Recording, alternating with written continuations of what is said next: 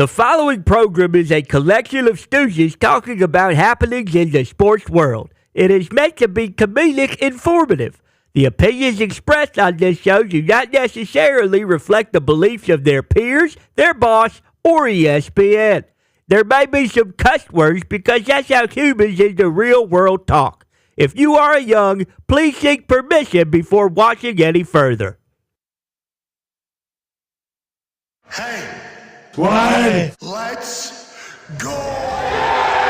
This show stinks, and the fact that you listen, we are very, very thankful for. McAfee on the line with a gorgeous assist. The all-time leading tackler for the Green Bay Packers. You pink.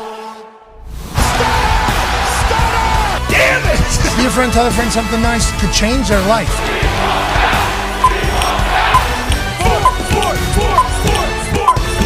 Hello, beautiful people, and welcome to our humble abode, the Thunderdome. On this Football Tuesday, July 23rd, 2024, this program starts now. It's a massive day because although it is July 23rd, yes, the 23rd day of the month, and the number 23 is very important today because 23 more NFL teams reported to training camp today. We are inching quickly closer and closer to the NFL season, which obviously kicks off in Kansas City on a Thursday night, then on Friday down in Brazil, then a full Sunday slate, then Monday Night Football, then we're off and running on a chase to the Lombardi for the next 24 weeks. We cannot wait for all that to start, but don't you worry. There's enough drama to go around. We'll have Dahn Orlovsky joining us in about 14 minutes. He'll tell us everything as a matter of fact, as if it is. Yep, Even if it's an opinion, it's a matter of fact. We cannot wait to hear that. What are his thoughts on some of the quarterback situations around the league? What's going on with the Jets, huh? They reported. Aaron's there. Yeah. Hassan Reddick's not. We'll obviously talk about the whole situation with Coach Salah there before the mandatory minicamp and the way he decided to handle that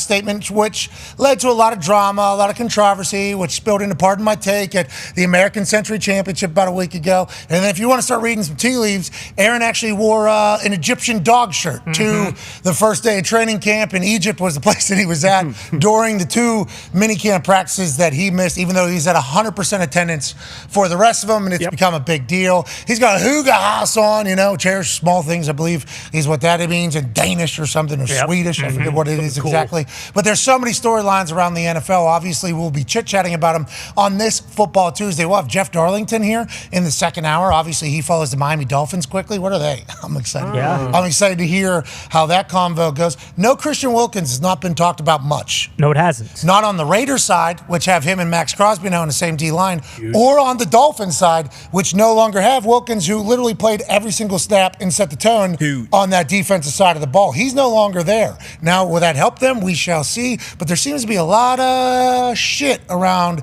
the Miami Dolphins. A lot of shit around some other teams, too. Like Kansas City Chiefs had a lot of shit around it all offseason. Not saying that all of it was negative, but there's just a lot of shit around them. Chiefs have won back-to-back Super Bowls. The Dolphins have not. So with all the chatter around the Miami Dolphins, where are they? How do they feel? We'll talk to Jeff Darlington. Then we'll also chit-chat with Austin Rivers in a second hour. Friend of the program. 12-year NBA vet, a man who obviously came on this show, and every time he does, says something absurd, and the world will react. But he chit-chatted about this Olympic team. He started talking a little bit about the Lakers, about the situation around the NBA. We need to figure it out. Okay. Stat. Quickly. LeBron James can't be the only one that plays basketball good for Team USA at the age of 39. Yet again, in the fourth quarter, LeBron James took over. I believe he scored 11 straight points. The other team only scored 8 in total. So LeBron literally beat the entire country of Germany, had steals on the defensive side, a couple blocks, and then scored everything for us to win. And this has become the story of these preseason games, these pre-Olympic games for Team USA. That man, who is the United States flag bearer at the entire Olympics on Friday night. Can't wait to see him floating down a send poop river on a boat as the Olympic ceremonies kind of kick off the entire celebration of sport around the globe. But he's also seemingly the only one who knows how to play international basketball or Team USA basketball. He's been the story of all these games, and I'm hoping that they're just deciding to turn it on whenever, it becomes real. Right, sure. But Tyrese Halliburton, front of the program, obviously very excited to represent Team USA. Steve Kerr says, we don't need you. It's kind of been up and down. Messed up. They're trying to figure out what the lineup is. Let's go ahead and figure that out, Steve Kerr, because I'm going to be honest. I want to be obnoxiously arrogant about our basketball team. Always. Teams, I'll say. The women's basketball team, we've only seen them play once. Yeah. Mm-hmm. They lost. They did. To a bunch of people that aren't good. Remember, that's how I've been. One day, maybe. Yeah, not good enough. One day, something. Not on this team, not supposed to be. Well, they beat you. So we need them. And obviously, we have phenomenal athletes all over the place. Oh, yeah. We are big fans of these basketball teams as the humans individually. Some of them probably suck. Sure. Some of them probably suck, if we had to guess, as humans. Majority of everybody good, though, which we have to remember with everything coming up here going on in the world. Right. There's going to be assholes everywhere. Now, it does seem like in one particular field that rhymes with political, they all kind of gather together. They do. So I don't know how that is the case for that profession. But majority good, we got to remember that. But we need them all to play their best at everything. Absolutely. Yes. Because think about all these other Olympic sports. These people are training for 4 years for that one opportunity. They got to perform their absolute best. I'm worried that our basketball team kind of desensitized to competition. A little bit. Because how much they compete. We're looking for world championships and the NBA championship. Does the Olympics even, does it? It does. Because we need it. The United States of America need some big dubs. And this man is seemingly all in on bringing it home. Ant is going to get going. I think this team is going to be special. But LeBron James has been the guy carrying them at the age of 39. We'll talk to Austin Rivers about that. Cannot wait to dive into all the sport happening around this beautiful universe. Speaking of universe, let's go to the WWE universe. Boys, 9-year NFL vet Darius J. Butler. Yes, sir. Butch. And the Toxic Table at Boston Connor and at Ty Schmidt. July 31st, 1 week from tomorrow. You guys officially going to be a DLC pack alongside me and AJ Hawk in WWE 2K. How about it? Proud of you, boys. Let's go. Yeah, it was officially announced that they're dropping our pack on July 31st instead of tomorrow, July 24th. And there's a usable football. Now, that was a surprise to me. I will say, literally, as reading that, I had no idea that was going to be available. And I know that the wrestling community is pumped for this particular pack to drop into WWE 2K. It has actually been called the greatest pack DLC pack to ever drop in the history of WWE 2K. And then it's also been Video games. Oh, in the history of video games. Yeah, not just WWE 2K, video games. People say it's going to be greatest of all time. Yeah. One or two, maybe you heard that. Yeah. Boy, there's a lot of people saying this is the worst decision of all time. I'm not in the gaming community. I thought I was in the wrestling community, but I think the wrestling community has been cornered by a certain group of people on the internet. They're not happy. What is their deal, Ty Schmidt? I don't know. It's a good question, Pat. I wouldn't really say I'm too embedded in the video game community either. I like playing video games. Sure, blow off steam after my daughter's gone to bed or my wife's gone to bed. Just kind of relax a little bit. But yeah, we get the opportunity of a lifetime. I mean, let's be honest. If you grow up playing video games and you get to go in and get your face scanned and find out you're going to be in a video game, anyone would do that. Now, granted, there are a lot of losers and marks out there in the IWC, the internet wrestling community, who, they're not happy. I mean, even throwing you into it, which is insane because you've done quite a bit for the WWE. You're in the WWE universe. You're commentating on Raw every single Monday. You've had WrestleMania matches. Had a pretty good WWE career, sure. They don't love that you're in it even. Yeah, I saw that. I was pretty flustered by that. Yeah, crazy. I was pretty flustered by that. Kind of crazy. I was in a main event steel cage match. Thank you very much. At a pay-per-view. I believe they were called pay-per-views at the time. Can we have a little bit of respect, please? I swung Tone off top of cage. You've been stunner. You took a stunner from Stone Cold Steve Austin at WrestleMania. Okay, Wide is right. A lot of people are pissed, especially that D-Butch, Connor, myself, AJ are in it, because they want some of these other losers that no one's ever heard of from NXT to be in the game. Why aren't these guys in the DLC pack? Well, it's because no one wants to play with them. That's why. Okay, so at first it was like, man, should I be upset that these people, are pissed that we're in the game? No, absolutely not. Fuck them. That's kind of where I stand. I'm pretty jacked up that we're in the game. Oh yeah, and exactly. And when this gets released a week from tomorrow, guess what? We're all going to be draped in gold, and we're never removing that gold ever. So what you're going to see, your favorite WWE superstars getting their asses beat by D-Butch, by Connor and myself, by Pat, by AJ, and guess what? You're just going to have to take that medicine. And we won't clip that and show just shove it. No. Shove it. Down the throats of all of them. We won't do that at all. They've been very rude. I thought this was supposed to be an inclusive bunch. You read all their bios, it's very like, oh yeah, hey, let's be nice to each other. And then all of a sudden, and I feel like our show has been a part of the WWE a lot. Exactly. I don't think we, and once again, didn't take anybody's spots. Added. Yeah. We got added into it because that's all a myth. Now, I'm not a big video game guy. Everybody knows that. But I guess a lot of these people on the internet think there was only a certain amount of spots. Right. That's right. There's only a certain amount of spots. Please. Certain amount of spots. Don't take my spots. It's like, no, that's not how we were just added on at the end. Very thankful. Very grateful. And I think they could add more people if they wanted to. So I don't know if we are necessarily the ones that should be taking on the shins. Maybe... And I know we don't want to blame any superstars. No, and it's not their fault. Anybody steps in the ring is fantastic. Some people are never going to be over. Okay, that's ever. And that is not our fault. That is not their fault. It's like a lot of these people that put these tweets to us that are incredibly rude. Very rude. Very rude. Yeah. We got 85,000 tweets from some people, 1,500 followers. It's like the world told you you suck. Right? It's not us saying that. Nobody cares for your opinion, okay? Nobody cares for your opinion. It's not us. Some of these wrestlers are the same way. Now, are they able to work, hopefully? I hope so, because we love watching these people work. We love watching the company grow.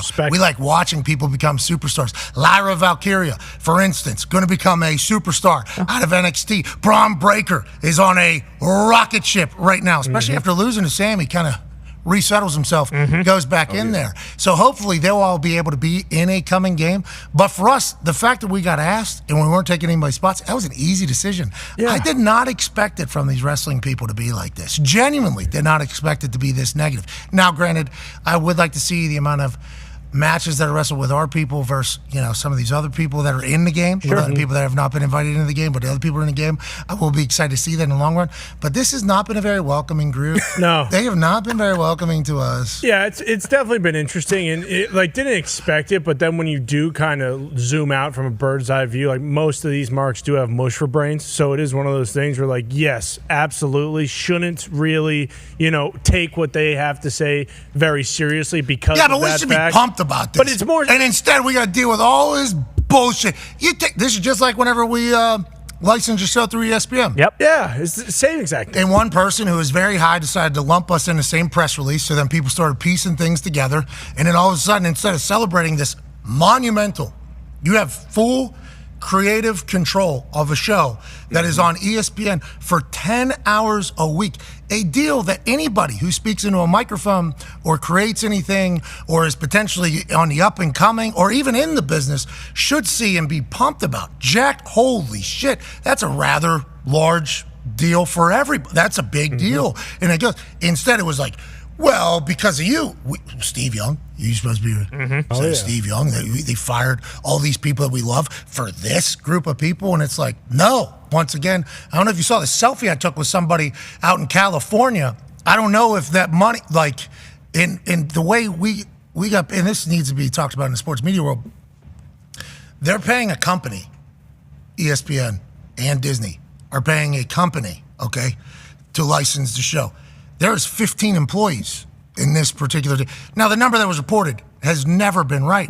But, instead of us having to, celebrate with that, and we will, and we have privately, we have great conversations. But publicly, it was like, these guys are assholes. They take these people's job. It's like this WWE 2K, I am jacked to be in that game. Same. I've been in NCAA. Yep. I've been in Madden. Yep. I've been this one. I am jacked to be in. This is a dream come true for me. And instead, we got to deal with these bums who are just making things up, trying to spoil our entire. We can't let them win. No. Won't spoil it for me. Fuck them. Me neither. I got a few matches lined up. I got some asses to kick, some old school guys, some new school guys. Who are some old school guys? We'll see. We'll you can pick them out. You can guess some names. We've seen them pop up here and there, but better not be who I think it is. Yeah, hold on. We'll see. I'll probably stream that one. I don't stream much. I may stream that match, but to your point, been on NCAA, been on Madden. This one wasn't even really a dream. I know for you, you knew maybe this would be in your future. This wasn't for me. So same. You getting scanned, asking moves, So cool. all these different things, then to actually see it kind of come into life. I can't wait till the 31st. Like, I'm not letting these bums ruin it for me. Me neither.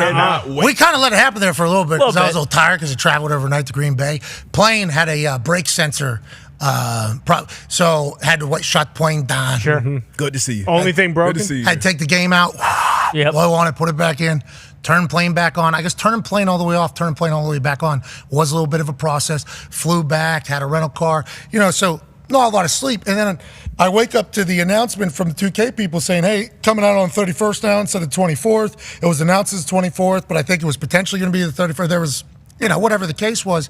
And I'm reading all these people just burying my dream. I'm like, what are we doing? But you're right, D-Bot.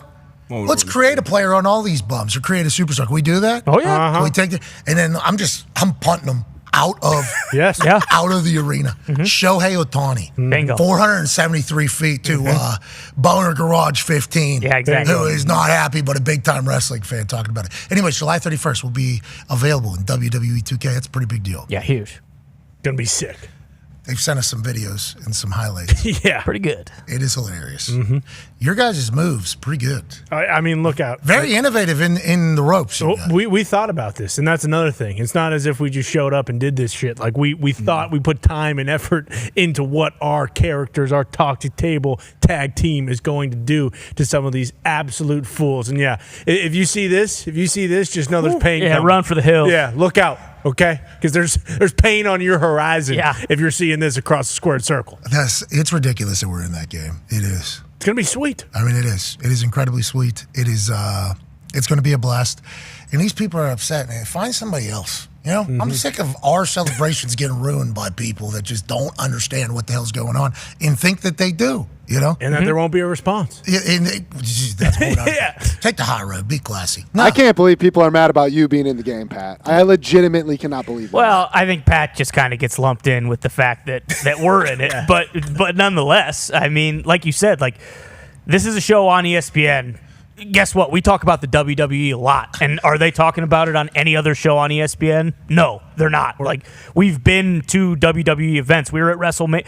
The week we went to WrestleMania, not only were we live, we were at WrestleMania longer than we were in Vegas for the Super Bowl. We dedicate time and put over the WWE because we all love, like you mentioned, you've been a WWE fan I've played these WWE games and been a WWE fan for over 2 decades, a long time, over 3/4 of my life. You're a part of a WWE storyline because you have... Because I have colitis, and Adam Cole got a little chirpy when he was in our old studio, and I told him, hey, you need to tone it down. He shoved me and, made an ass out of himself, and then boom, what happens? I fight for your honor. Exactly. So I mean, I don't know. It's kind of a joke, but like you said, we're not going to let anyone else... We kind of did there for a little bit, but griping was good. Yeah, it was good. I actually enjoyed Got to get it off the chest. Yeah, a lot of people don't enjoy that type of thing. They kind of get uncomfortable.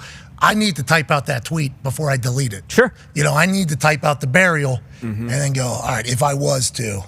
Yeah. And then even go to the Twitter account, go to media, find some photos of person so I can see how they will take this in real. Okay, yeah, would have completely deleted this human from the internet. Sweet. Then I delete the tweet and I move on because I took the high road. But I still want a little bit. Yeah, exactly. Did that with a lot of G1 people yesterday. Yeah. Myself, I don't know what you guys did, but I did. Hey, so there was a lot of G1 Got people. into your comments? Oh yeah. There's a few. I'm actually, but I'm sure you saw some of them because you were tagged in a few of them. Hey, keep guarding the wall, brother. It was some people told me, hey, you did a terrible job. Tag me in next time. There you go. You out. So once again, won't let them ruin G1. Joining us now is a Formula man. One. Joining us now, you did say G1 right Yeah. there. It's over. Boom. You're messing up Max's last name. kind of a better for me. name. It's a lot of things. Wait, you're talking about Maziano, Vanderstappen, Yeah. G1? That I happens. know Maz is, but Max Verstappen. We did look up, because I did say yesterday that Aaron Rodgers is on the Mount Rushmore of NFL players. And that's, biggest league of all time. And I know soccer has massive stuff, so I don't even want to get into the comparison and all that type of stuff. Most successful, you get it, okay? It is our business lives off of many other, you get it, the NFL. Maggiano's not even on a Mount Rushmore of Maggiano's. No. Did you know that? Not even close. I did not know We that. looked it up. We got some. Both names. I think we got some spaghetti gravy, some sausage. I think Okay. there's some sausage. Some vino. I think there is some. And they know how the sausage is made. You don't want to see it, but they know how it is. He doesn't even make top 4 Maggiano's. So we thought he was chirping a little bit out of the side of his mouth yesterday. Can't wait to catch up with him sometime down the road. But joining us is another man who gets to talk to Maz every single day pretty much. Kind of lets him get away with his shit. Joining us, ladies and gentlemen, friend of the program, the authority for quarterbacks and offensive football in the NFL, Dahn Orlovsky. Dano! Wow. This guy on the game. You look sweet, dude. Yeah, you, Boys, listen, you look, I mean, shoulders got a little interesting thing. That's why you had that, Shake weight. that shake weight. Oh, yeah, that thingy. Yeah, thing. the shoulder ball. You said when you're it throwing. wasn't a shake weight. It wasn't a shake weight. Yeah, it was though. It was the Randy Johnson shake weight Bowflex. Yeah, it was a ball on a string. Yeah, it was. Yeah. It was. I think you even did two-handed. I think wasn't that what it was? Whatever. We all saw it. We saw it. He said, when you're throwing touchdowns in the NFL, sometimes your shoulders are going to take a beating. And then you came in and did this whole thing. Anyways, I see them. I see you. That one has something wrong with it, right? That thing that doesn't just grow like that, right? That's not natural. What? That shoulder of yours, it's like It's like a double. What's up, kid? This? No, the other side. The other side. Those aren't your traps. This is. AC? No, I just you don't have any muscle. This is just bone that sticks out because I don't have any muscle. It's gross. Oh, okay. Put a shirt It's on. just bone. Just bone. Who's that? Shut up, Connor. Who's behind you? Who's behind you there? Who we got? Who's got? That's my daughter. Hey, what's up, pretty girl? He says hi. He says hi. Nice. That was very nice. She's much better than her father. Hey, how you doing? All right, see ya. She could probably actually She is tell better. us. Yeah. You look awesome. I'm happy you dress like that, showcasing the body, showcasing that. It was So you're an boned? ode to you. Are you okay? Is everything all right? We eating? We doing the whole thing? We're having sandwiches and stuff. You look good. Dude, I'm just skinny. I've tried to put on weight and muscle. I've never been able to. You know how many times I've ever benched? D-Buck can tell you I've never benched 225 in my life. Loser. You have to move that You didn't one need time. Yeah. I mean, not a lot of quarterbacks do that, right? Quarterbacks notoriously, no offense to any quarterbacks, but you know who you are, bad-bodied. Okay, and that used to be an old school thing. I think it's with basketball shooters as well, maybe even throwers. Quarterbacks think like don't need to be all tight, don't need to be all jacked, don't need to be all muscular, need to be able to throw, need to be able to flow. But then guys come in the league and they're absolutely shredded and they do well, and people are like, maybe you should be in shape. Maybe you should think about lifting a little bit. But you were in that generation where it wasn't like that, right? I was in the generation where like the weightlifting started to become, hey, you should do this more type of thing. I was a little bit in the Tim Tebow, Brady Quinn world where those dudes were like monsters, but maybe not like the loosest throwers of the football type of thing. So Yeah, but like Andrew I Luck. tried. Andrew Luck was Andrew, freak.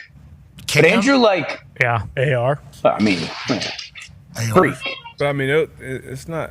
It's only a couple of them. Yeah, Patrick's Who were not like, jacked. Exactly. People Patrick, attack Tom, Patrick. Tom's not jacked. Peyton wasn't Peyton, jacked. Eli's not jacked. No. Aaron's not like Jack. Big Ben. Aaron's not jacked. Aaron's shredded though. Aaron Yeah. has been shredded for the last couple weeks, like absolutely Yeah, shredded. but like Aaron, Years ago. when he got in 15, 20, oh gosh, he's almost played 20 years. Like 20 years ago, he wasn't. He was a little bit of like a kind of in between pudgy and shredded guy. yeah, and I think Dad bod guy. that's legitimately how quarterbacks were kind of. That was just the right move. Even CJ now. It's not like CJ. It's like strapped Totally. up. Yeah. In shape, Yes. Totally. but not like I think. Ooh, The prototype. I'm excited to see what the studies are long term. Like looking back on what the case is, because Justin Fields got Oh yeah. Jack. absolutely shredded and jacked, and it was like, did it help? I don't know. We'll find out. We have Yeah. no idea. Russell Wilson's getting back in shape, right? Remember that's a big thing. He's boxing again. But he was, a couple years, like when he first got to Denver, it was like, oh wow, this Russ looks way different than he did in Seattle. Yeah. He's like bigger. Like had more muscle on him. It Yeah, looked like. and it didn't work. No. Interesting. So you're No. supposed to just not be in shape. It makes sense. All right, way to go, Dan. Hell yeah, Dan. That's what I'm here for. Yeah. Prototype. Yeah, gotta Breaking be stuff. Gotta be tough though. Gotta be because like bad body, whatever it is. Gotta be able to take a shot from the back, hit your face, and then also we need you up within 6-7 seconds because Play clock's rolling. Do it again. And we need you. Do it again. You guys get absurdly paid, which will be, this is a good conversation. And by you guys, I mean, obviously, the top guys around the NFL and whoever's next in this entire conversation.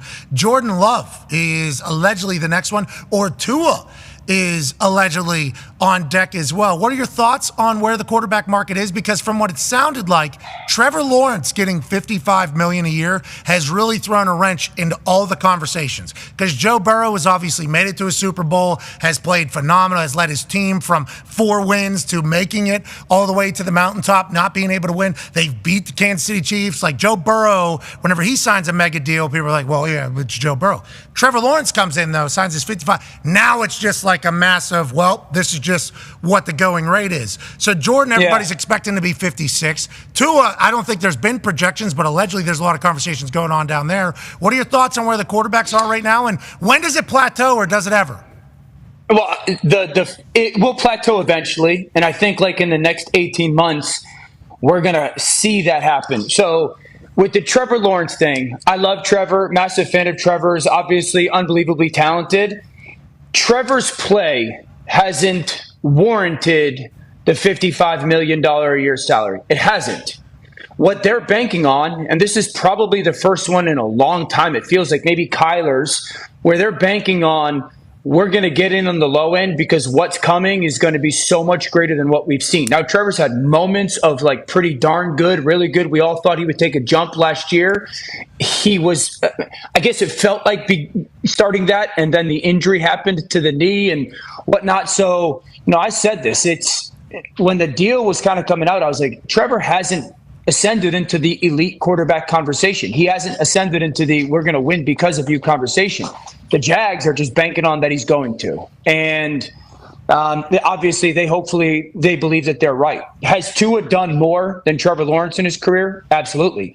Has Jordan Love done more than Trevor Lawrence has done in his career? Yeah. So that's why the Trevor Lawrence contract, I think, with the other two guys is so interesting, because if you're Jordan Love's group, you're like, our guy for 10 games last year has played better than Trevor ever has for a 10-game stretch. And so, like, the conversation starts above what Trevor got. And then the 201 is fascinating. The 201's interesting to me because I think if you're the Dolphins, you sit there and go, it hasn't gotten done. Why? Why has that deal not gotten done yet? It's one of two things. Either that they believe it's more because of Mike McDaniel than Tua, or two, that only because he's only played one full season. And so is it a lack of performance or belief that the performance is sustainable, or the health? That's the only – because it's unquestionably the best season that they've had at that position in 25 years. Best – not even close. He threw for 4,700 yards. So to not get that deal done yet, you're sitting there going, well, what's the hesitation from the Dolphins side? And if you're Tua and the numbers even remotely – like close to what Trevor got, why would you not run and take it, considering 18 months ago we saw that season in 22 where multiple times got taken off the field because of head injury. Yeah, but he learned jiu-jitsu, obviously, and he's all the way back, and he's going to be, they say, more active because he's lost more weight in the pocket, going to go back to extending plays. So I believe everybody around Tua believes that he's going to be the best that he has ever been somehow. And in his mind, if they are near $55 million a year, that's phenomenal. Congrats to all of them. Congrats to all of them for this. And totally. It's not an easy job, obviously. You don't just fall into a $55 million a year payday. There's a lot of work that goes into that. But if he does get that, it's like he's got McDaniel drawing up plays for him, right? Yeah. They have to get a Tyreek Hill deal done, which assumingly they'll be able to do that as well. He's in Miami, which is obviously in the state of Florida, for no state income tax. Miami's like one of the cities where everybody is trying to move to at this exact moment, and have been since 2020 for some reason. I don't know if anybody remembers why that was happening or anything like that. So it's like dream situation almost for Tua. If they're trying to pay him, you would assume that he would want that. So maybe there is just a little bit of a hang up on what the price is, what the cost is. You know what I think of too as well? Chris Greer, who's their general manager, has obviously done a real. Last year they just caught the bad break of health. So if you look at these coaches that come from the same world that Mike McDaniel come from, they're brilliant coaches. You're talking Kyle, you're talking Sean McVay, you're talking LaFleur. Those are like the main ones right now in my mind.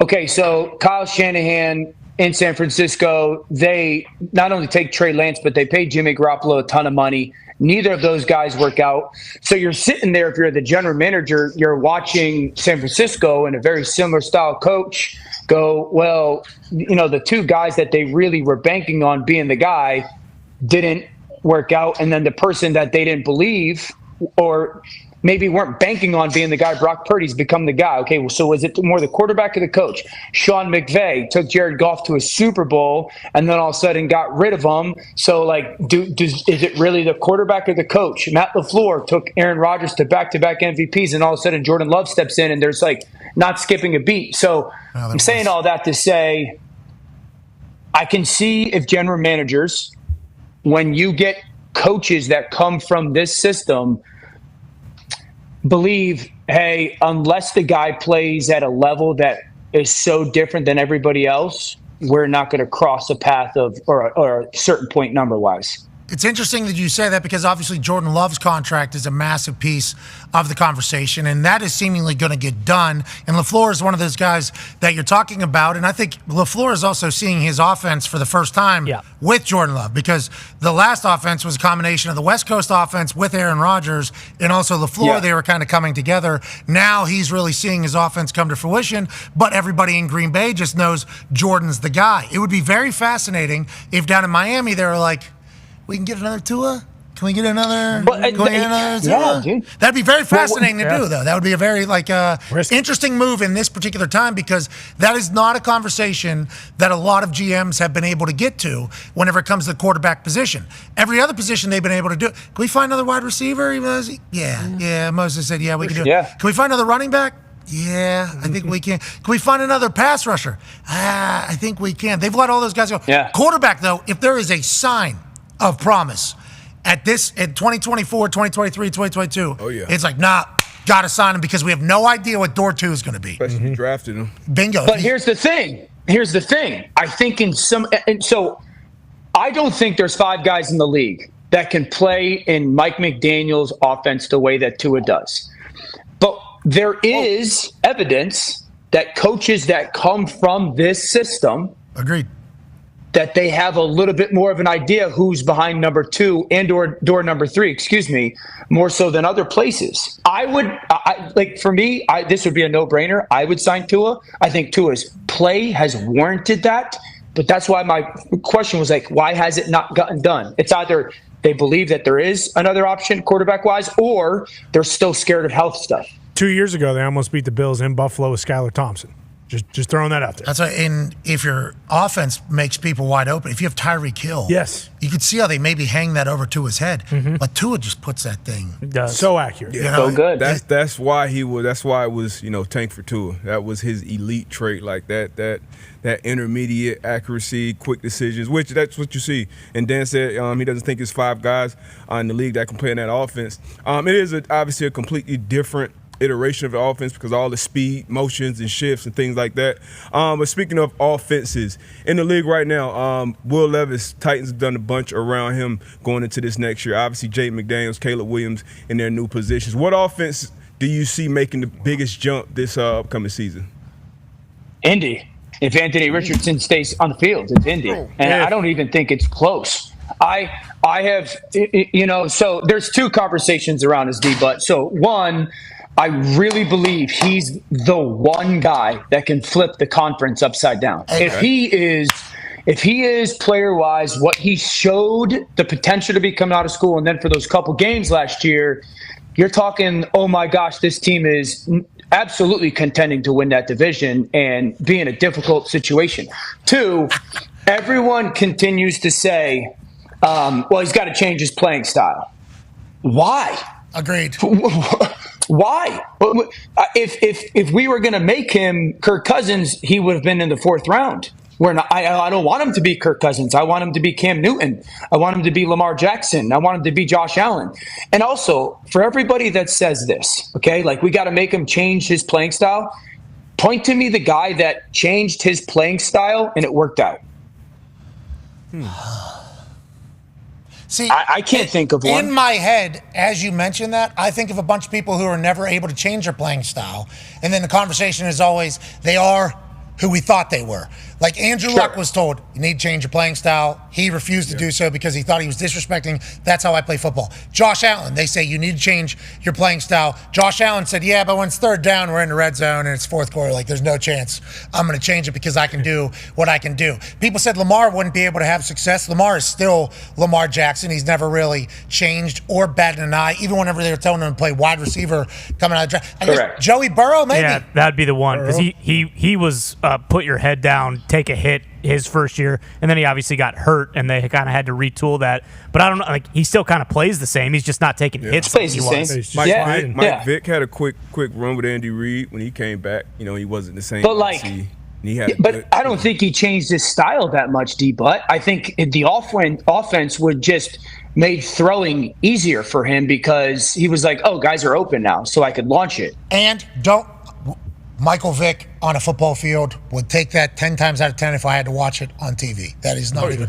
He might have been a little bit older too, so he might have had to use the arm more, which his arm was prolific. Oh, yeah. I mean, his arm. He could have been. Now there's a guy that it would have been impossible to get him to agree to this, because of what he was able to do. And they were actually, remember the commercial? The Michael Vick experience. The Michael Vick experience is like he got to do that every day in real life. Like people were signing up for that, so he would never stop that. But if Michael Vick had to be, for whatever reason, the game you're only allowed to be in a pocket, he would have been.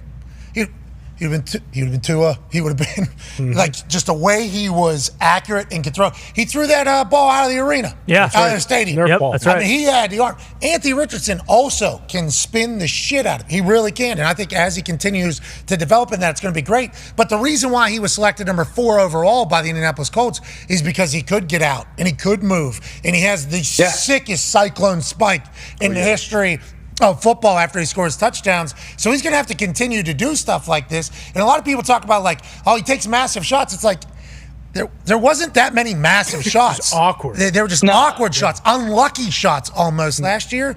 And if he can maintain his health, which is a massive if, because obviously Florida and Indianapolis in his first year and everything, it's a massive if. Yeah. He's very, very young. But if he can do what he did for 4 games last year for an entire season, think about what happened with Gardner Minshew and Shane Steichen. Mm-hmm. Yeah, I mean, just think that's my thing too. And A.D. Mitchell.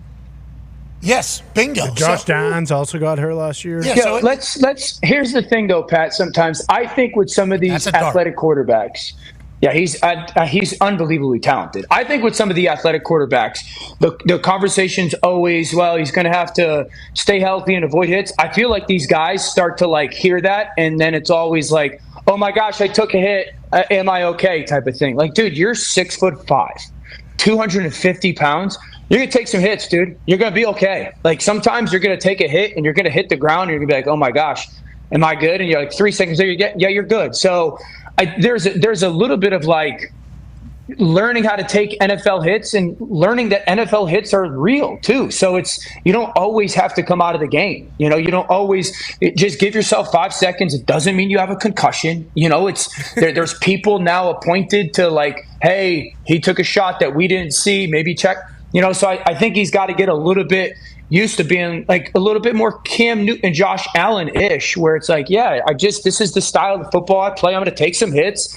I'm not coming out of the game. Yeah, it's going to hurt. Like it's going to hurt bad. Like that is a part of being a quarterback, which is why not a lot of people can play the position of quarterback. You're going to take shots. That's how it is. We talked about Dahn being skin and bones. Actually, like he doesn't have a dislocated shoulder there. That's just because he hasn't had sandwiches in a month and a half or whatever. That's just what he looks like. He's skin and bones. But he's going to have to be able to stand in a pocket just like this in somebody who has paid a lot of money and practices all year round to be explosive and to hit people is going to spear you in your spine. Like that is going to, and your face is going to get whipped off the ground. And then every bone in your body is going to hurt, I assume. And the only reason why I know that is because I accidentally tackled somebody one time and I took a shot to my back. My whole body hurt. Yeah. My whole body hurt. I felt it through my whole body. And it was like I got up and I just walked over to the bench right at the Vinatieri and I sat down. I'm not cut out to be a quarterback. But that just comes with it. Like, that's NFL football. You're going to get hit. So it's like, I'm not saying that has ever happened for Anthony Richardson, but I think with a little bit of experience now on what to expect, what Mondays feel like after a game, what Tuesdays feel like after a game, getting back into it, we're on the rise. I like where your head's at. Hey, I like where your head's at, Dan Orlovsky. I love what you're saying. I don't want people to tell him to change his style. I think you got to be you. I think that if you change your style, one of two things happens. Change it. I'm not saying learn. Change it. One, you become a lesser player, or two, you shorten your career like that. Like, you just do. No one's like sitting like, oh my gosh, Anthony Richardson has to become this elite pocket passer and never use his talent. So I would say the same for Josh Allen. I would say the same for Jalen Hurts. I would say the same for Kyler Murray. Like, you can't change what got you there is what got you there. Amen. I agree completely. Let's talk about a guy that hasn't changed ever. Go ahead, Connor. Yeah, Dan, how are we feeling about Aaron Rodgers and the Jets? I actually, last week when the Texans reported for training camp, picked them to win the Super Bowl, and then kind of every time I remember that Coach Saleh is their head coach, I kind of question my decision there. What are you thinking regarding the Jets and Aaron Rodgers? And do you think with that revamped offensive line and, added Mike Williams that we might see, a MVP season out of Aaron and the boys? Oh, I think Aaron is going to pick up very similar to what he was in 2020 and 21. Is that right? Yeah. So that MVP type of season, I don't know if it'll be that grand, but I do think that he's going to play at an awesome level. I was watching First Take today and Mad Dog, and I always laugh at myself when everyone goes, well, last time we saw Aaron Rodgers play, it wasn't that great. I think he threw like 26 touchdowns and 3,700 yards with like a broken thumb. Oh, really? The context of everything gets lost so often. And so I think it's well known. The Jets will be awesome if they stay healthy. And that's the biggest, it's as big a dice roll and finger crossed situation as we've had in the NFL. But you're talking about a situation where you have to tell Aaron Rodgers, who, with one of the better dual backs in the league in Breece Hall and one of the best young wide receivers in the league, Gary Wilson, hey, dude, I need you to score 17 points. If you can score 17 points, we are going to win or have the chance to win basically every game that we're in. That's it. You know how easy that is for Aaron? 17, because he doesn't give the ball away. So you're never going to be in negative situations or stressing your defense. You have the opportunity to then sit there and go, well, this is the perfect combination. A defense that suffocates you, a quarterback that doesn't give the football away, and that is deadly with above average talent with him. So I think that like the whole conversation around Aaron as a player, whatever you think about him off the field, I don't really care. Why he didn't get vaccinated? He didn't get vaccinated. Mm-hmm. It's always the last time we saw him play, he's going to be okay, guys. The last time we saw Tiger Woods play really good golf before he won in Augusta didn't matter. So I just think it's so reckless and stupid. I don't know if Aaron's going to be pumped that you just tied him to Tiger Woods at this stage of Tiger's career, because we saw his leg at the U.S. Amateur Championship that Charlie was playing. Oh gosh. Whoa, buddy. I don't know how he gets around any course. Seriously. That thing looks like it's zippered to get, honestly. Yeah. It is. Maybe appreciate him a lot more. Yeah, absolutely. Yep. Thanks for toughing it out at these courses. Yeah. We're saying, this guy's going to act like he's hurt now because he hits a bad shot. That I don't say that, but the Tiger Woods haters say that. Sure. It's like, yeah, he probably is. You ever walked 18 holes of golf? Dan, it's tiring. Dan, I actually stopped going to a golf tournament because strictly I was sick of walking. Strictly because of that. Yeah, the American. Wait, you stopped going because you had to walk? Wait, is this Tahoe? Yeah, I mean that's a massive piece of it. Yeah, you got to prepare for that. You got to be prepared. Walk. You got to be prepared to walk at elevation. 18 holes. I think they're saying it was like 8 miles. Or and every shot matters. Yeah, and every shot's not going the shortest distance of the course either. We're taking some heading over into the woods. Yeah, we're seeing some. So we're in there. And how many times have I walked a golf course in my life before my first time at that American Century Championship, Dan? 0. Bingo. How many 18 straight holes, you think, rounds of golf have I played before that American Century Championship? 0? Bingo. Yeah, so like you're talking two things that came together at one time. Those shoes, I just bought them 2 days before the tournament. That was a massive blisters. Oh, blisters, bruised toes. I was exhausted. I sucked at golf. Yeah, I hate taking a golf cart when I play golf. I hate it. Yeah, it must be nice. You just are able to go to a golf course where you just show up and are able to walk around. I understand you're a big country club kid. Okay, I'm not a country club. Never been one. But I can't stand holding people up, being in people's way on a golf course, or being held up anywhere. So cart always going to be the thing. And also, I can't do 18 holes. That is way too long. That is way too. Who has the time to do 18 holes? So that American Century Championship was really a bang, pow, just right to my whole body that I did not say. I said, Duffner does this, right? Oh, yeah. This is what Duffner does this? Okay, I can do this. J. Duff can do it. You ever seen the Robin Williams? I'm sure you have, the skit on golf. Yeah. There's some Robin Williams shit that popped up the other day because I think it was an anniversary maybe of some sort. And just everything that guy was an animal. Yeah. Very smart. Absolute weapon. It was his birthday. Okay, happy birthday. Hey, happy birthday up there, Rob. Happy birthday, Rob. Love you, Rob. Way to go in this entire thing. Now, Ty has a question for you, and we addressed it early, but I do think this is a conversation that nobody is really talking about because everybody thinks it's just going to get done. Go ahead, Ty. Yeah, Dan, going back to Jordan Love, I'm one of the guys, and I think a lot of Packers fans are in the camp that, like, hey, you got to pay this guy, give him whatever he wants. But do you think there is some trepidation from the Packers on giving him this big contract? Because, like you said, he basically had like a 10-game sample size where it was like, okay, he can be the guy. And also, everyone kind of thinks this is going to get done and just assumes it's going to get done. But at what point could this potentially become a distraction if he doesn't sign this quickly? And, like, are there any negatives to him not being at camp right now? And we have some tweets coming from training camp in Green Bay. Jordan Love is out in the middle of a monsoon with the team, okay? He could be inside. He could be at the Dahn Hudson Center, inside indoor facility. He could be over at the Resch Center, which is where Monday Night Raw was last night. Instead, he's out there with the boys, which adds even more into the convo, like, this deal's getting done, this deal's getting done. But it's not done. I don't think that there's any negative. Listen, he's still young, so you want as many reps as possible. You're always trying to build reps, so those matter. It's still July 22nd, so you're still okay. I don't think it becomes an issue unless it gets into, like, you're talking second week of August, maybe, Ty, and it seems like we're far away from that. I would have zero trepidation of giving him the contract that it seems that he's going to get.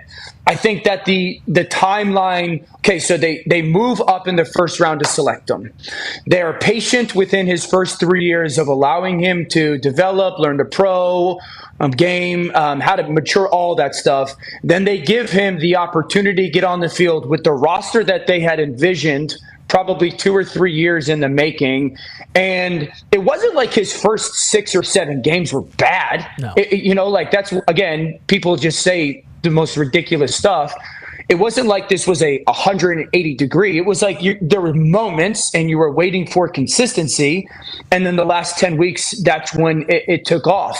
I would have zero trepidation, in part because of the plan and the timeline.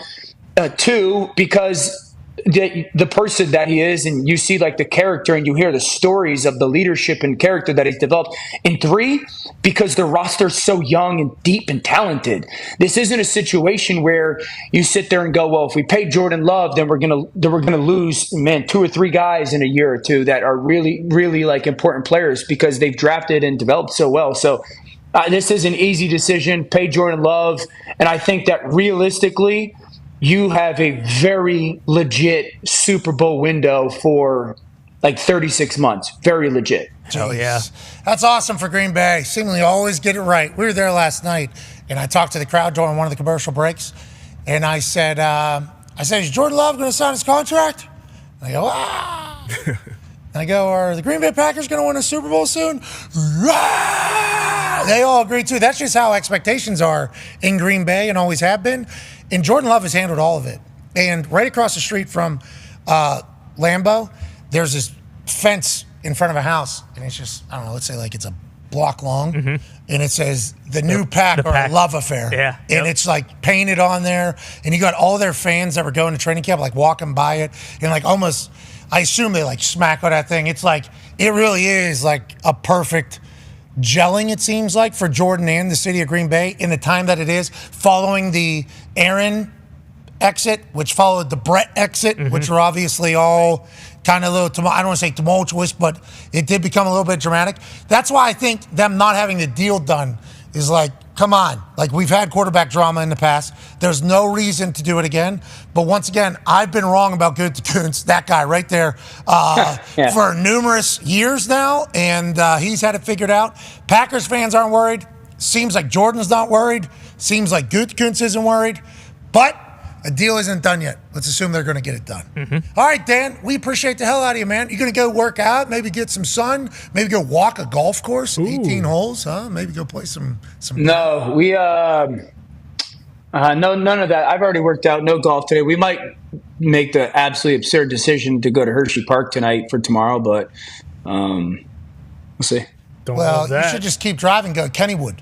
Kennywood's a far superior park than Hershey Park. What is this and where is it? All right. Oh, no. Ladies and gentlemen, man who knows nothing, Dan Orlovsky. Yeah. All right, thanks, buddy. Wow. It's a tough exit. It's a tough out. How do you not know Kennywood? I did that strictly for one person who works at a tire shop right there, that clip. Shane Gillis? Yeah. Yeah, he's a big Hershey Park fan. He's a big Hershey Park fan. Anytime we bring up Kennywood on this particular program, I would normally get a message about Hershey Park is far superior to Kennywood. It's not even a question. He's wrong. Shane Gillis could not be more wrong about that. And I'm sure there's a lot of people who have not visited Kennywood from that part of the state who will just run their dumb mouths. Kennywood is the spot in Pennsylvania. You just need to understand that. I think prices have even gone down. Really? Is that right? What amusement parks prices have gone down so more people could come? None that are good. Usually the bad ones. I'll tell you that. I didn't Don't know that. much about Usually the shitty ones, the prices go down. No, they're looking out for the community. They're looking out for their customers. With those wooden roller coasters? Well, they got one. We got the oldest one in America, the racers. That's never, usually that's not a good thing when we're talking roller You talking about the Thunderbird, pal? The Thunderbird. You're not looking for old roller coasters. Speaking of a man who could maybe stick up for Kennywood's honor, because you've never been there, so you need to shut up. I've been there.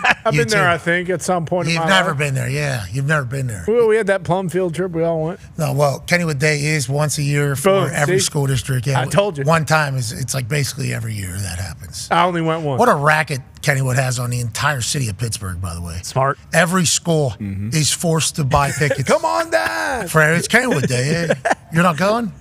There was a few years where the McAfees did not go. Literally the only people in the entire town. Literally with me and my brother. We're just the only people. What did you do? What'd you do? I kicked the soccer ball outside my house. I think Jay probably played some video games, and then we moved the next year, and it was like, we can't do that again. And you're like, damn right. So we would go down Giant Eagle. We get our Kennywood tickets. We go there. They basically just take 2 months worth of paychecks. Yep, God do it, though. Everybody has to do it. And then we help build the Potato Patch, which is the greatest fries concession of all time. Okay. Kennywood is far superior. Dan Orlovsky needs to keep driving. Do the 8-hour drive to Pittsburgh. Get to Kennywood. Go north. Man from Pittsburgh, who we've done a lot of chatting here about the Indianapolis Colts, obviously, today with Dan Orlovsky, who I love what he was saying. Oh, yeah. I loved everything he was saying about the Indianapolis Colts. And I agree because we got Shane Steichen. But we also did a lot of chatter about the Chiefs yesterday still being the Chiefs. And a man who is currently residing in Hammer, Dahn, said that he might have made a mistake or an oopsie yesterday whenever he just gave the title to the Chiefs. Tone Diggs, what are you saying? Listen, that Boston scumbag has said a lot of stuff. But what he's saying about Kennywood is absurd. Okay. Thank you, Tone. Thank you, Tone. And I can't wait until he comes out in WWE 2K because I've been playing a lot lately. I haven't gotten the ring yet. I've been playing outside of the ring with Dom's character. It's been awesome. Okay. It's been absolutely awesome. I suggest that, but I can't wait to beat Connor's ass next week with Dom. Okay, so I said a lot of things like yesterday about the Chiefs and, we're all screwed, blah, blah, blah, blah, blah. And I even said, yesterday that, the Bills, they lost a lot of people. The Ravens have a new O-line. And there's some other teams that, people are ranking high, but they don't have a chance. And then I said the Texans yesterday aren't going to Arrowhead, and I heard a groan. I don't know who it was from on stage yesterday, and it got me thinking.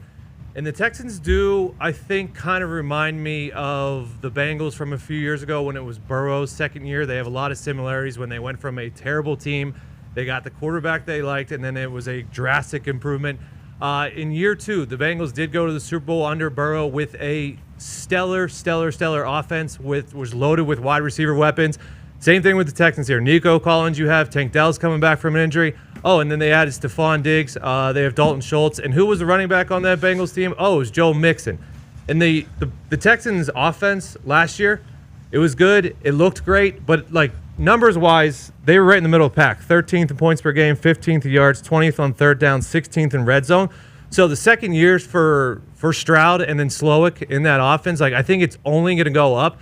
And especially if they get a running game under Mixon. Last year with their running game was 29th in yards per rush, 28th in rushing yards a game. They almost had no running game. So even if they have a little bit of running game, the offense is going to get better.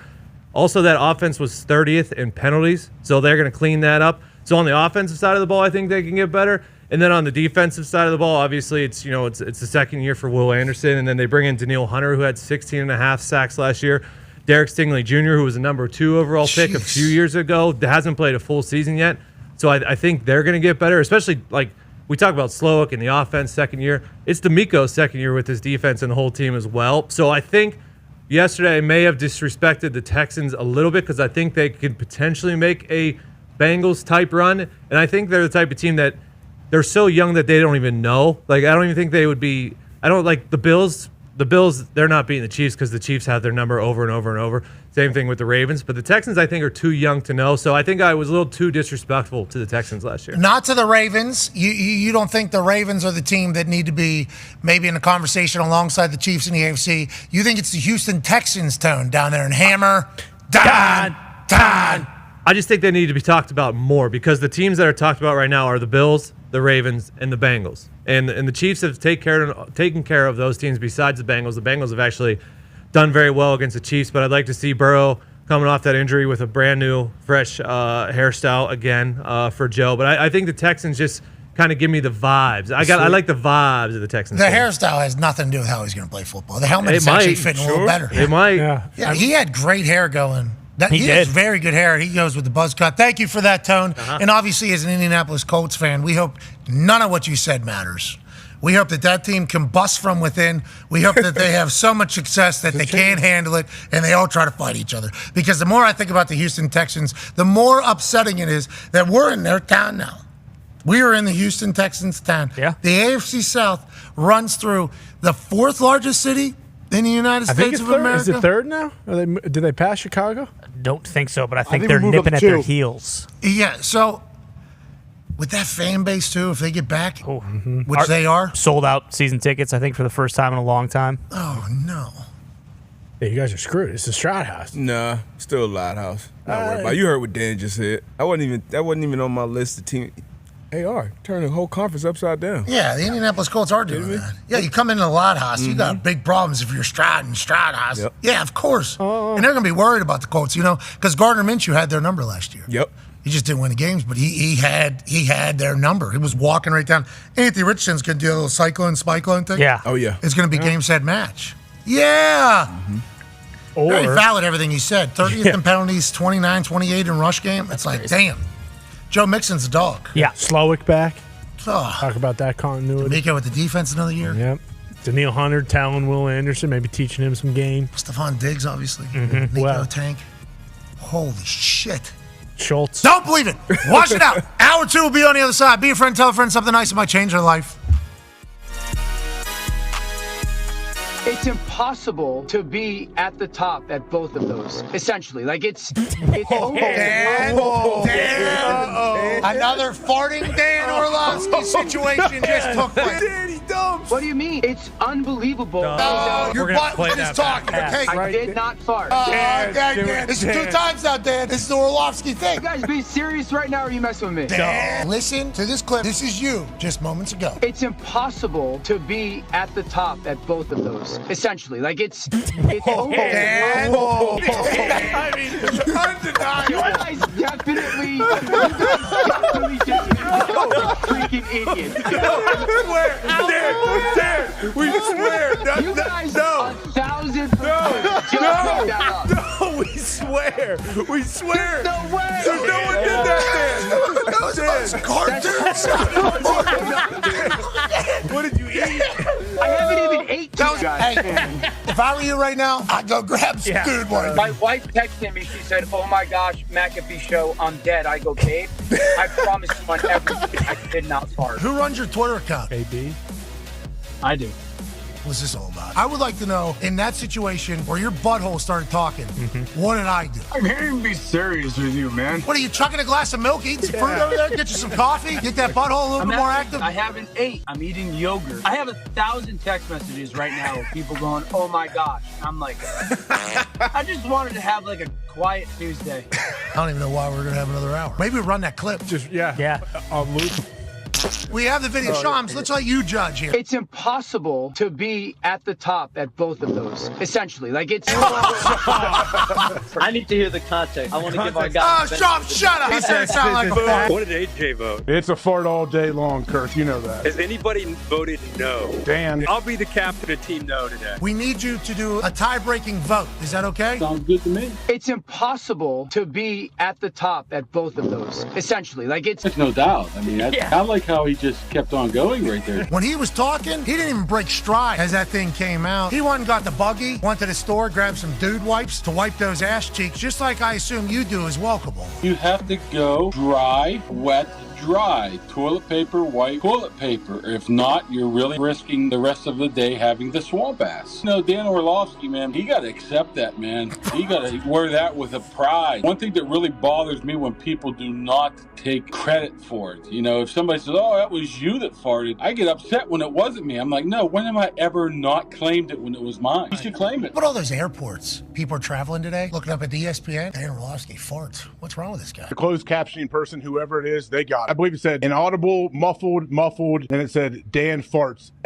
The following program is a collection of stooges talking about happenings in the sports world. It is meant to be comedic informative. The opinions expressed on this show do not necessarily reflect the beliefs of their peers, their boss, or ESPN. There may be some cuss words because that's how humans in the real world talk. If you are young, please seek permission before watching any further. Hey, Why? let's go. This show stinks, and the fact that you listen, we are very, very thankful for. McAfee on the line with a gorgeous assist. The all-time leading tackler for the Green Bay Packers, you pig! Damn it! Your friend tell a friend something nice could change their life.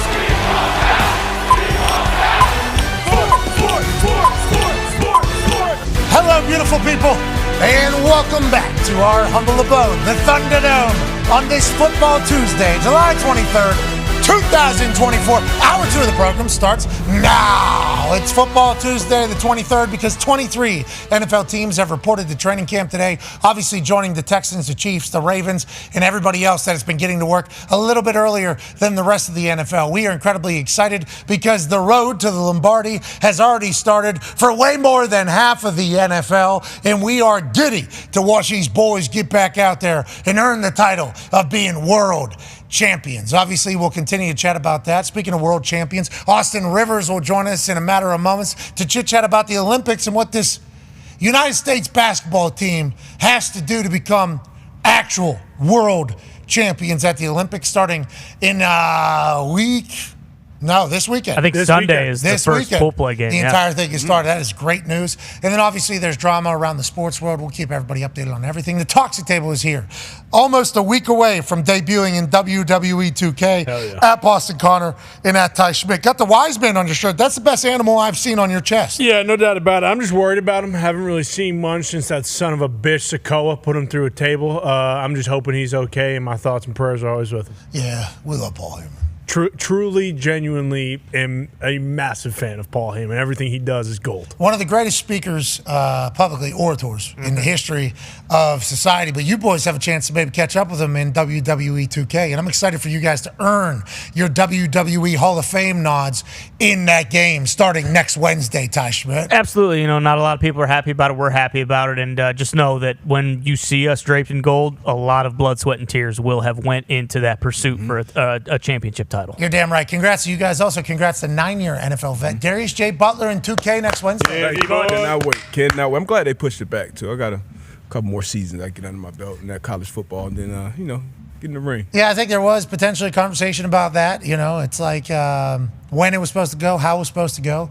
Next Wednesday will be the official launch, and I can't wait to see everybody champions by next Wednesday night. Oh, yeah, without a doubt. Joining us now live from an attic in Ohio is another man who's in WWE 2K. He's a college football national champion. He was in NCAA there. Mm-hmm. He's a Super Bowl champion. He was in Madden. Yep. Jeez. And I think next Wednesday, with a diving jaw off the top rope, will be a world heavyweight champion in WWE. Ladies and gentlemen, former president of Ohio, AJ Hall. Yeah, Hogger. Oh. Can't wait. I can't wait, man. You tell me people are pretty upset that we might be getting on there, but hey, it's all right. That doesn't rain on our parade. I'm pumped. You're right. And it's not a might get on there. You're definitely on there. Yeah. I mean, that is certainly happening. The work has been put in, and you were just a few days removed from a new jaw, mouth, face swollen, and had 40 cameras surrounding you. The behind-the-scenes video is also hilarious that they kind of pieced together for this entire thing. Excited about it. I was in Green Bay last night. What a city, man. I drove through, actually 10 neighborhoods and showed up at Lambeau, drive by there, head over to the Resch Center, RESCH. Beautiful, beautiful arena. I mean, it was filled, obviously packed. They had training camp practice day one there yesterday, so I think there was a lot of activity in Green Bay. That's a beautiful area. Shout out to everybody. People were much nicer to me than I thought. Really? Yeah. Nice. When the music hit, there was quite a pop. Football town. Yeah, so I was true. pretty appreciative of that. Well, they're Green Bay. They're the nicest people in America. People there in Green Bay. For sure. They were phenomenal, but I was seeing some things from Green Bay people whenever there was a lot of things taking place with the Green Bay Packers and friend of the program, Aaron, and other stuff that has certainly happened. So last night I was a little bit like, oh, I wonder what this will be like. Legitimately was like, oh, I wonder what this will be like. A lot of love. So I appreciate everybody that came to Monday Night Raw last night. As I was driving to the airport after the show, drive through, did you guys hang out at Margaritas a lot? Yeah, we went to Margaritas a decent amount. We used to get in OTAs. Did you guys get gift cards for we get 3 or 4 gift cards for meals during OTAs in a package, and we'd always have margaritas. So yeah, we were there. Okay, so that's on the way to Cabela's, right? Margaritas right here, Cabela's a little bit past on the left. Feels like that was a happy, because then Oneida Casino is up there on the right. It feels like that was a very happening part. As I was driving by Margaritas, I almost stopped and was like, I gotta go see what's in my big ass palm tree in front of the. Sweet. And there's not really much, So you're just driving, not much, and then a fucking massive palm tree with margaritas, and I'm like, oh, that's got to be one of the spots. And then right in the distance, big ass Cabela's. I'm like, oh yeah, this is where we need to head. And then Oneida Casino was literally on the right side. I'm like, this is the area. This is the main drag. That's where you hang out. Yeah. It felt good. It's a beautiful town. 107,522 people, I think it said to sign the population in that place. And it is a small town. Training camp is the time of year, too, though. That's when, I cannot imagine the merch sales they must have from the pro shop during training camp, because there are thousands and thousands of people there every single day. A lot of them taking tours of Lambeau. All of them want to go into the pro shop, check everything out. So, yeah, people are pretty excited, I think, in Green Bay right now. Yeah, but the amount that town is tied to its football team. Oh, yeah. Is so cool. That was very cool. I just would like to say to the town of Green Bay, played there. We stayed in Appleton, though. Yep. And then we missed an exit, actually. So getting from Appleton to the game, it was a whole song and dance, and the weather was terrible. So there was no experience of Green Bay at all. It was, hey, we're in there, we're playing a game, and then we're the hell out of there. That is kind of how it all went. Called a game at Green Bay when Detroit won 30-something week 18. Hell yeah. Aaron got concussed play 2 or whatever. And so I didn't get to experience it much.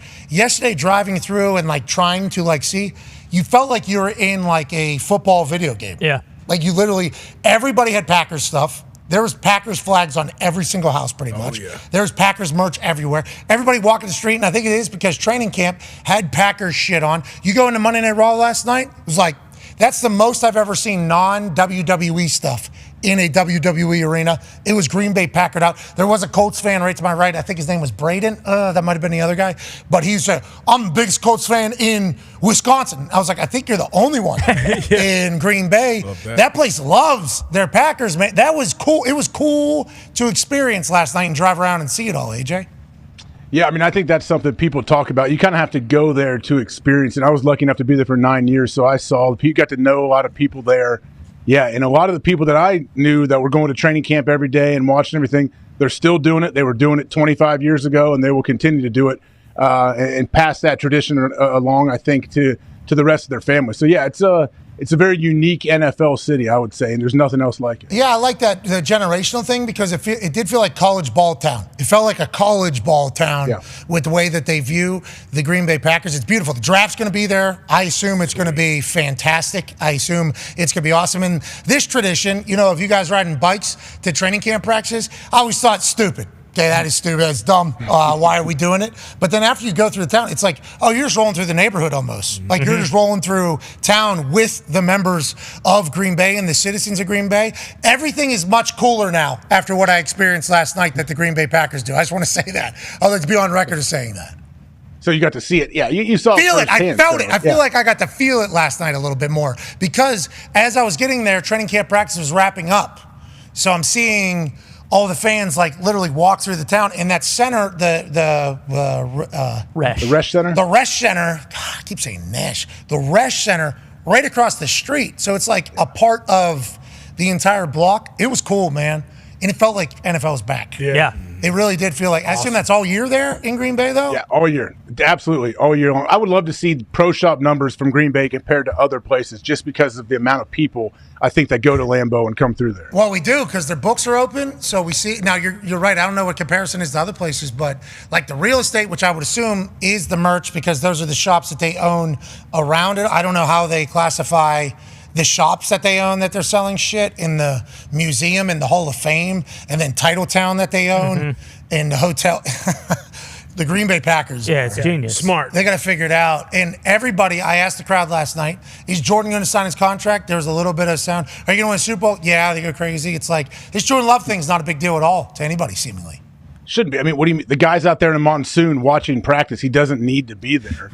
And he's out there doing it because he's a good teammate. He's a good leader. So they just don't have enough time to be able to go through all the shit that they want to figure out? You know, like, I don't. It's got to be the language. It's got to be the language and like whatever offset language they talk about and like whatever franchise tag. It's got to be stuff like that. I would imagine if they claim like they're pretty close, the numbers have to be somewhat in line. Who's lead counsel? Do we know? Is it Goods doing? Russ Ball is the one who does like all the contracts. Ed Policy is stepping in though for Mark Murphy, I know, to take over as president. I don't know. I think, but Russ Ball is usually the contract guy. And they're talking to David Mulugeta. And the thing about Mulugeta is he's going to find that dollar if it's somewhere. No matter what. Where they just try to sneak a dollar out of Jordan Love's pocket. Page 60, clause 4. C. Let me yeah, we need that. Yeah, it's not like at the Green Bay Packers' discretion. We're not. You can just take that last sentence right out of there if you want to. It's standard operating procedure for our contract. Well, that's good because our standard operating procedure is that's not in there. It could be as little as that. Like that could be the entirety of it, and there's so many of those in these contracts because, you know, force majeure has now come in and changed everything because COVID shut down the entire world. There's so many little clauses in all these contracts with these companies because all these companies have either been screwed over before or they've figured out a way to screw somebody else over, and it's all everybody's trying to protect everybody. So the amount of, I don't want to say mumbo jumbo. Yeah. But the amount of mumbo jumbo, as somebody who's read through contracts and said, nah, we're going to have to make those shorter. We're going to have to make that shorter. We're going to have to make that shorter. And then you read through it and they literally put the same sentence 4 straight times in a paragraph. Right, just flip a couple words around. And they're like, well, we just want to make sure this entire thing's good. I guess you could see how that could be but they knew that was coming. Like, that's my big question. Is like, you knew that all was going to come. So did you just not worry about the beginning of training camp and it's not a big deal? Is that how we should do it? That's what's weird is because initially it was like, hey, they want to get something done before training camp. And then it kind of got pushed like, we want to get something done before the season. So I don't know if the idea that they were going to get something done before training camp kind of got out there into the public and the media and us and me, like, kind of just ran with it. It's like, okay, the expectation is he's going to get something done before training camp, when in reality it was probably just like, hey, we're going to make sure this gets done before the start of the season. It's a big deal. It is a big deal. Yeah. But I think anytime, like, we heard kind of the language and, like, the body language that Gutekunst used during the whole Aaron Rodgers situation, and it doesn't seem or feel the same with Love now. Like, I think they are in the same ballpark. Like, they understand the number. And then, again, you hear everything everyone said. Like, once the Trevor Lawrence deal got done and he got what he got, like, there was no way Mulugeta is going to let Jordan Love get less money than Trevor Lawrence. He's just not going to. And I think the Packers probably understand that. And I think they also do believe kind of what Dan was saying. I can't remember who he was saying it about with contract-wise, but, like, if they get this done now and he gets 56, and, yeah, he'll have the highest average annual value of any player ever. But if he performs the way they think he's going to and, like, the expectation of what we've seen in the past, like, in 3 years this will be a bargain. It'll be like, hey, yeah, but then he won't be practicing again, which is something you can be who you can afford to be. Great problem to have. Yeah, great problem to have. Absolutely, be who you can afford to be in this entire thing. And I'm happy to see Jordan Love is handling his business, because he's been dropped into a situation that hasn't been fair to him since literally draft night. So, and he has handled it very well. He has grown, he has gotten better, he's been a leader, and there's been no bullshits. There's been no anonymous sources saying Jordan Love's camp's not happy with the way this entire thing is going at all. So the way he's handled it is beautiful. That's why I hope they get the deal done. Now, you brought up Aaron Rodgers and Gutekunst in that situation. Let's go to Aaron Rodgers and the Jets right now. Aaron Rodgers at training camp reporting. Okay. Good boy, Aaron.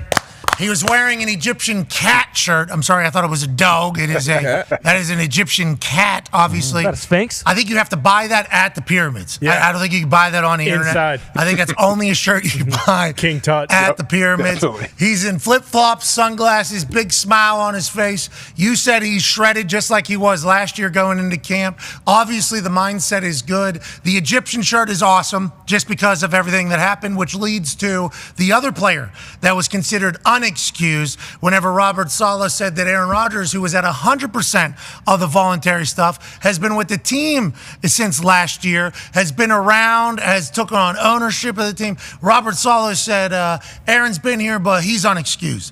And then to a guy that got traded to the Jets, who'd never been in the Jets building, this is what he had to say before mandatory minute camp about Hassan Reddick. You know, Hassan's a pro. He's been in this league a while. He's produced at a very high level for a long time. He's got his routine. If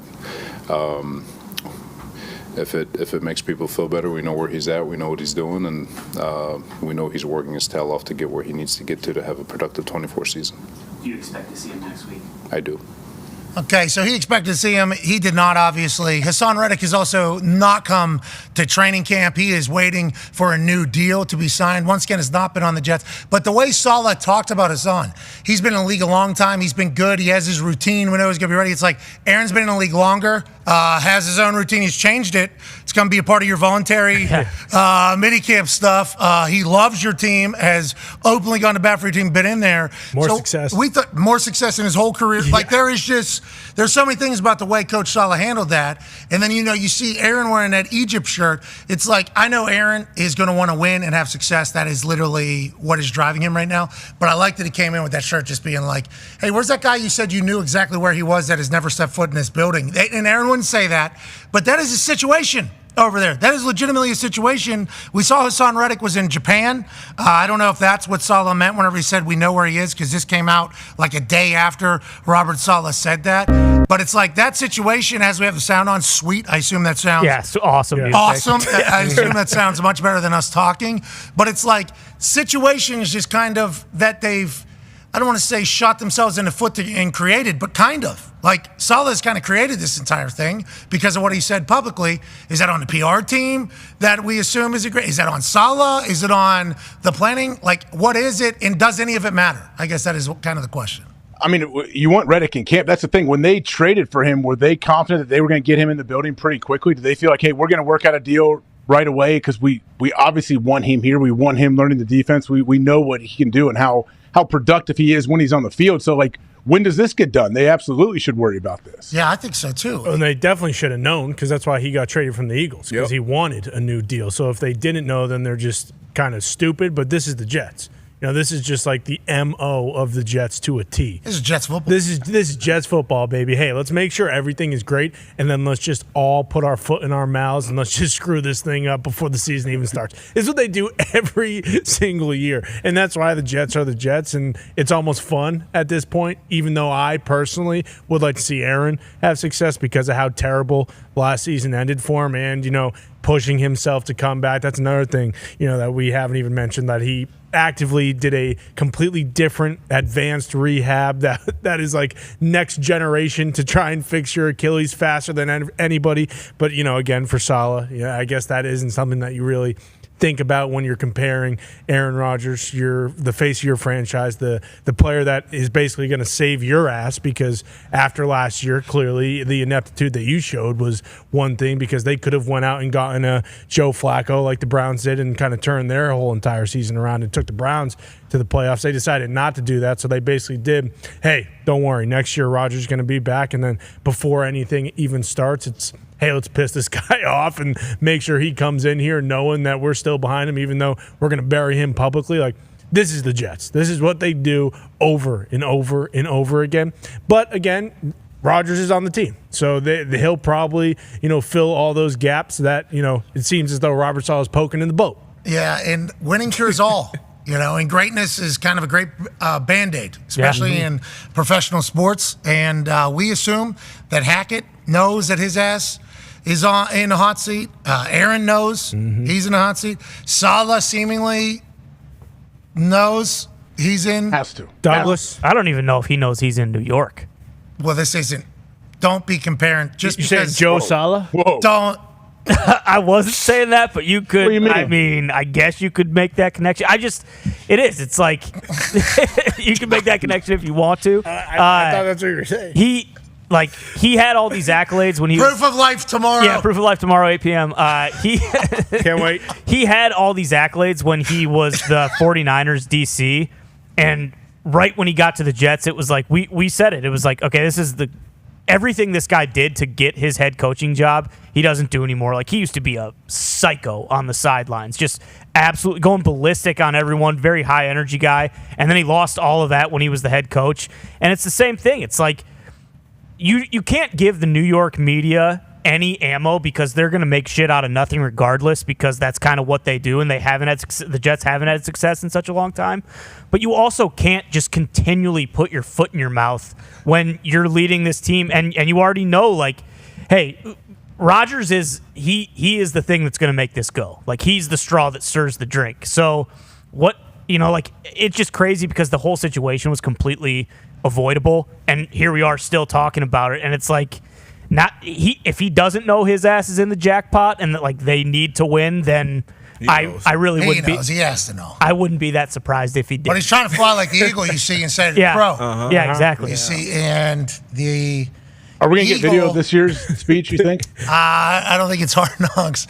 I don't think it's on Hard Knocks, but hopefully One Jets Drive One Jets Drive. One Jets Drive will do a great job of that. They have a great social media team. They do have a great social media team over there. Great content. Excited to see how it goes. We are pumped that Aaron is at camp, just like Aaron was at 100% of the voluntary shit, which he's been in the league a long time, has had a lot of success, has his routine, changed it completely. Obviously, that was a big conversation in Green Bay in this entire thing, to go to the voluntary stuff. Now he's at the first day of training camp. Let's go to work. Let's let our bygones be bygones. But here is a shirt I bought at the Pyramids. So, just so you know. Maziano, I'm sure he's pumped about the Egyptian cat shirt. Haven't heard him say anything about Hassan Reddick Not yet. being dramatic or anything. He may have today, but I don't know. I haven't heard any of that. We'll keep an eye on Maziano. Joining us now from a different sport is a 11-year NBA vet, a man who's going to be a future coach in the NBA, and a man that can maybe explain to us what the hell is going on with the American basketball team, both the men's and the women. The women are losing a bunch of players that are too young, not good enough to be on the team. And the men are getting real close to losing to everybody. Ladies and gentlemen, Austin Rivers. Yeah, Austin. He looks so cool. Wow. Dude. Whoa, jeez. Listen, any compliment from you, I'm gonna cherish, because I usually they come far in between on the show sometimes. No, I do like the intros. The intros are getting better. Well, we don't know give if you you're that. going to give us the right answer or not. I kind of maybe misled the people there as I was introing you. What's going on? So we've heard from all the basketball people, Rich Paul, Shams, I believe Wendy even said it, about this Olympic team and Team USA. He's like, it takes some time to figure out what the team's going to be. It takes some time for guys to figure out that they're 4, 5, 6, 7 on the roster when actually they're superstars. Is that how we should be viewing it? Are they going to be able to flip the switch whenever the Olympics start? Because we've seen that LeBron James has seemingly become the leader. He was on the ground yesterday. The entire bench was running over to pick him up. Feels like camaraderie's there. But this game with Germany, very close. South Sudan, obviously very, very close. Yeah. It's like, is this what we're in for, or are they going to flip the switch and figure this out, you think, Austin? No, I think we're in for some competitive basketball. Jeez. We don't want that. Wow. World's catching up. I know, and from a roster standpoint, nobody competes with USA, right? We know that. We could go down, even yesterday's Germany team, if we go position for position, there's not a position on the floor where their guy's better than one of our guys. But, these teams do have continuity. They've been playing with each other since they were however old. You know what I mean? They grew up playing with each other. We're over here, we throw a bunch of stars on the team and try to get them to, just go get the job done. And in history's past, we've been able to do that. Obviously, with European basketball, making strides. I don't want to say catch up. A lot of people say catch up. They haven't caught up, because if that was the case, the NBA would be 80% European players. The reason why it's, mostly American players is because we still dominate basketball as a whole.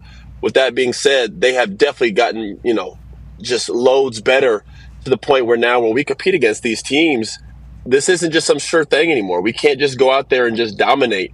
They have, all these teams have NBA players as well. They're not superstars, but they're NBA players. And in one game, Pat, as you know, that's why March Madness is so special, right? In one game, anybody can beat anybody. There's like a different type of confidence. Patty Mills in the NBA is like a role player. I don't know if you've ever seen him play for his prospective team. He's out there, looks like goddamn Stephen Curry when he's playing for his country. So it's like, yeah, but we got Steph Curry playing on our team. Yeah, that's what we got the actual Steph Curry on our team. That's why it doesn't make sense. I thought this was going to be. Harlem Globetrotters versus Washington Generals. Yeah. Forever. Okay, just forever. That's what I thought this was going to be in basketball terms because of what you said. But I guess having an actual team is just so much more important than we make it out to be. I suppose. If our guys played like their guys, we'd win by 40. What are their guys doing? What are their guys doing? They're smacking the floor. Yeah, no, their team, all these teams are based on ball movement. Their whole game is predicated on ball movement. They know they can't out-talent us, right? No one's going to do that. They are able to, and there's FIBA rules. FIBA rules are a little bit different, but their games are all predicated on ball movement. And these guys have been playing with each other, Pat, since they were 12 years old, 13 years old. So they just have a natural chemistry about them that we cannot just come up with in a month's time. But what we can do is, like we said, we have way more talent than these teams. So we have to rely on that and hope that we have guys that are able to at least buy in short term to where they can play a role. You have Devin Booker, Jason Tatum, and these guys are playing roles. They got to be a role player because they're playing with Kevin Durant, LeBron James, Stephen Curry. Those are the actual best players on the team.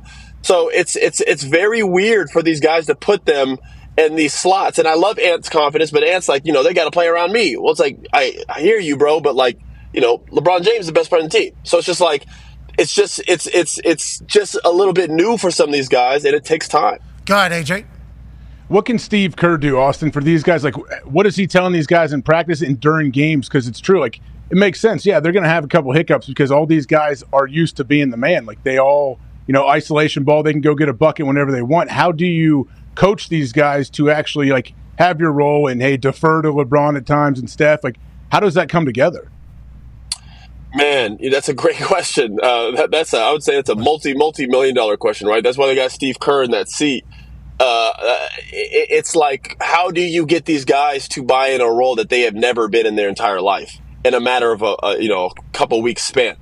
I would imagine film has to be very important. Because the one thing that's evident, it's we're beating South Sudan by 1 point. This type of stuff can't happen. So clearly what we got going on is not working. And for us to be successful, we need guys to, unselfishly buy in. I think you use examples before us. Kobe Bryant. was a guy that came on the Redeem team and said, I don't have to shoot a shot to win a game. I'm going to come out here and just defend everybody. And him coming into camp, remember like they had guys partying and he was going to the gym at 5 a.m. and how serious he was taking it and how he led by example. These are the things that like LeBron James is going to have to preach. It can't just be Steve Kerr. LeBron James got to set the tone. And he is, room, right? which I'm sure he will be. And he is. Absolutely. Look at him right now. Look what he's doing. He's dominating at 40 years old, 39 years old, 40 years old. This guy's dominating the Olympics, man. It's just unbelievable. We'll never see anything like this again in the sport of basketball. I really don't believe so. We're in the pre-Olympics, and I'm loving it with what LeBron's doing. But if he does all this in the pre-Olympics and then in the actual Olympics it doesn't go that way, boy, they're going to kill LeBron for this entire thing. No chance. And he's the only one that's seemingly carrying the team.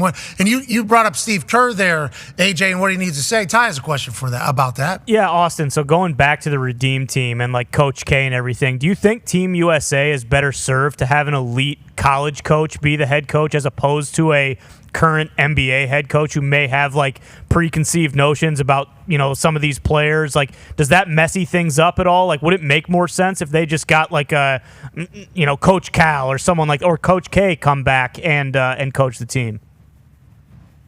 Man, that's a fair question. Hurley. I don't know if I have the. Hurley, yeah, that's a great Dan question. Yeah.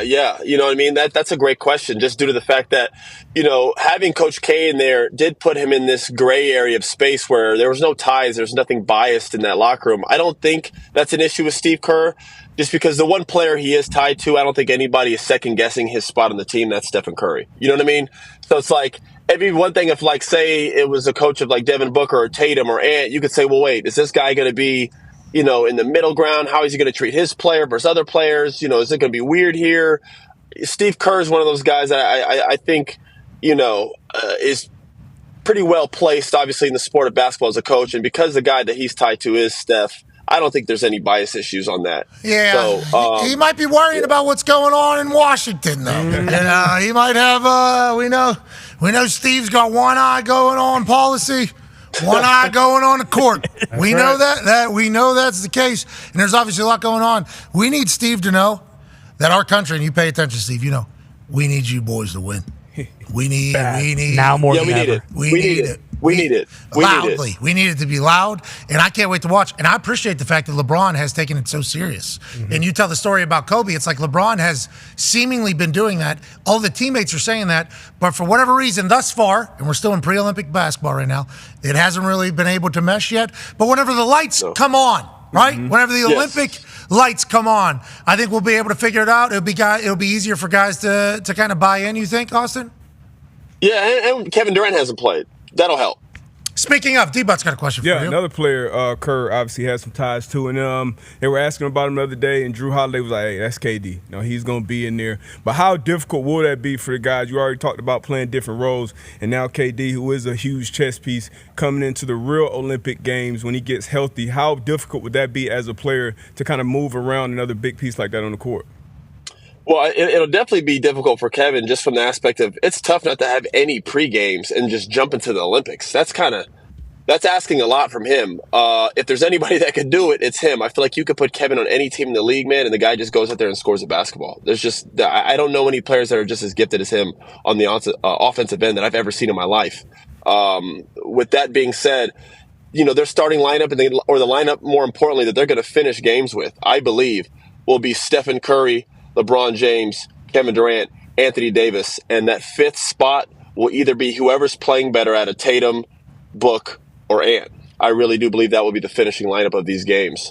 How come Tyrese Halliburton's getting shoved down the bench? He seems like the only guy that'll be like, yeah, I'll do whatever you need me to do. An actual point guard, too. Like, what are we – because defense? Yeah, maybe a little bit. Just experience overall. I think they have him on the team just because he is one of the future point guards of the league, right? And just the type of kid he is. And I think it's because of what you just said, Pat. He has no problem whether he plays 40 minutes or 0 minutes. He's going to come to the game with the right attitude.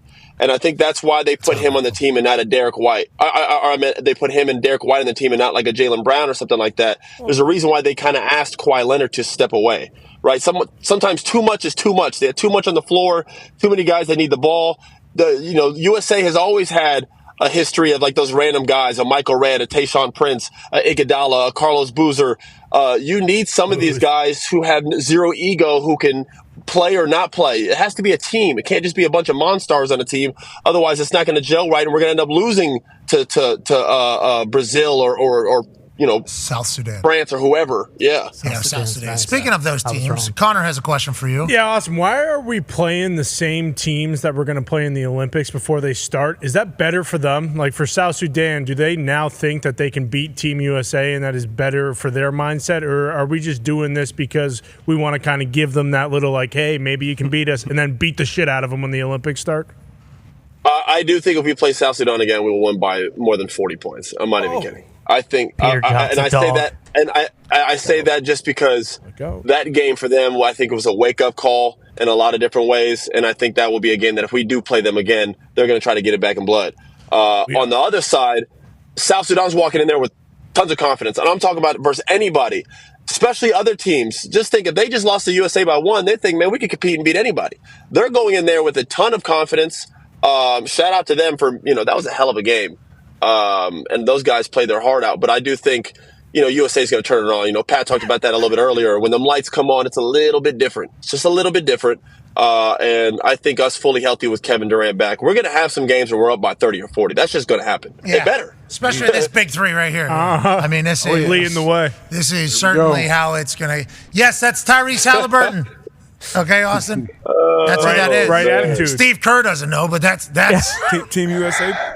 Who put that graphic up? Did you guys put that graphic Team USA. Tim Halliburton, get in the game. Is that what they're saying? I think the actual Olympics put this one out. You're right. It was the IOC. Yeah. It was the Olympic graphic designers from Russia. Yeah. Okay. That put this one in. Steve Kerr helped. Do you remember when they did that in the Olympics? Well, the Russians were cheating, so we can't have Russia anymore. But good news, you guys can still compete. Call you. We say you say then we'll put R on there at the end. They were just Olympic athletes from Russia. Yeah. How is that even? What a fugazi. And then the colors were just gray, right? I cannot wait to hear the drama that's coming out of these Olympics. I completely forgot about that. There's going to be somebody that's cheating some way, somehow. No. There's going to be age stuff that takes place, obviously. In some of those sports, like, they're lying about how they're saying, like gymnastics. Who was it? China had like 11-year-olds? Yeah, like legitimately 12 years during the Beijing Olympics. Allegedly, they had like 11 and 12-year-olds out there. And I'm like, well, we better beat the shit out of these little kids. And they're like, no, actually, the kids can do 100 flips. They can move. That's actually an advantage. That's cheating, actually. I'm like, what? Oh, word? Yes, that's what I think that happened. I didn't know that until the drama. Like, the international drama that's about to come from the Olympics is very real, especially at this time of the world. Like baseball, kind of. I mean, it's going to. Some of the best high Did you hear the horsing you'll ever housing see. doesn't have air conditioning? Well, that's because in France they want it to be hot so they can sweat, so they can showcase how bad they smell. Because they don't do the number one. They want everybody sweating because of the. Also, there's cardboard beds. I don't know how LeBron sleeps on those things. I would imagine. Listen, buddy. If you think the USA basketball team is going to be in the village, you're out of your damn mind. I remember there in Brazil. In Brazil, they had all the athletes in the favelas. I don't even know where they were at. They had them in. They were staying in goddamn shack. I don't even know what it looked like. But you had the USA team was on a yacht cruise ship, like a mile out in the water. It was some nutty. It was almost too much. I was like, this is just not right. LeBron's getting a yacht in the Seine. Yeah, bingo. In the poop river, right next to the court. They're going to be swimming around Team USA's yacht that they are sleeping in. That's amazing to think about. Let's do a little NBA talk real quick. Yesterday, news broke by Shams Charania on this show, even though we weren't given credit by the network in which our show is on. Spencer Dinwiddie signs with the Dallas Mavericks, and I guess he was potentially L.A., obviously. This is Klay Thompson, obviously L.A. made a bigger offer. He chose Dallas. Spencer Dinwiddie allegedly goes back to Dallas, chooses Dallas. Seems like the conversation is people aren't choosing the Los Angeles Lakers this offseason, but you look at this Team USA, everybody's looking at LeBron James to be the leader. So it almost is like the narrative becomes, well, these guys don't want to play with LeBron James. These guys don't think that the Lakers can win. But then you watch Team USA, everybody seemingly wants to play with LeBron James, and LeBron James is going to be the one that's going to lead them to win. So what is the entirety of that, and why do you think that is the case? And how big is the Dinwiddie signing for Dallas and what they could potentially do next year? I like Dinwiddie. I think he's a solid player. I don't think. Louise Austin. Well, no, I like Dinwiddie. If you're asking me, do I think that bro? Listen, come on, man. He played. Dinwiddie played like 10, 15 minutes a game for the Lakers last year in the playoffs. You know what I mean? You guys are acting like they signed Jalen Brunson or something like that. You know what I'm saying? No. I think Spencer Dinwiddie is a really good pro. And also, by the way, he's been in the league for a long time. So, like, we're not getting prime Dinwiddie. You know what I mean? Like, he's like, 32? 33. So right now we're getting, a decent, solid Dinwiddie, a guy that gives, Dallas another guard who can handle off the bench. But they already got 2 ball-dominant guards. So I don't know how much it'll help or not. They have Jalen Hardy. They have all type of stuff going on over there. So I don't know. If the Lakers wanted him, they would have signed him. You know what I mean? Like, they No, allegedly that's not the case with the Lakers this offseason. I don't know about Spencer directly, but everybody else, like the Lakers want, and nobody. That was kind of the overall narrative, is that nobody wanted to go. I still think the Lakers are in position to compete, bro. Look at the USA team with all these superstars on the team. Who have been the 2 best players on this team? LeBron James, Halliburton. Oh. Yep. And Embiid. Steph Curry's been putting up his Tatum's been playing his role so well. AD and Bron. Oh, yeah, your tweet. Thank you. I was waiting for someone to say it correctly. LeBron James and Anthony Davis have been the two best players on this team consistently so far, right? So if you ask yourself, these 2 guys are the same team in the NBA. Like, and they're the 2 best players. And I don't want to say AD is the best player, but he's been playing the best. He's been dominant in USA basketball. He's been outplaying Embiid every game. So when you put that in perspective, why are the Lakers so far away from competing in the championship? I don't think so. Why are players saying that? Why did Klay Thompson? Klay took less money allegedly.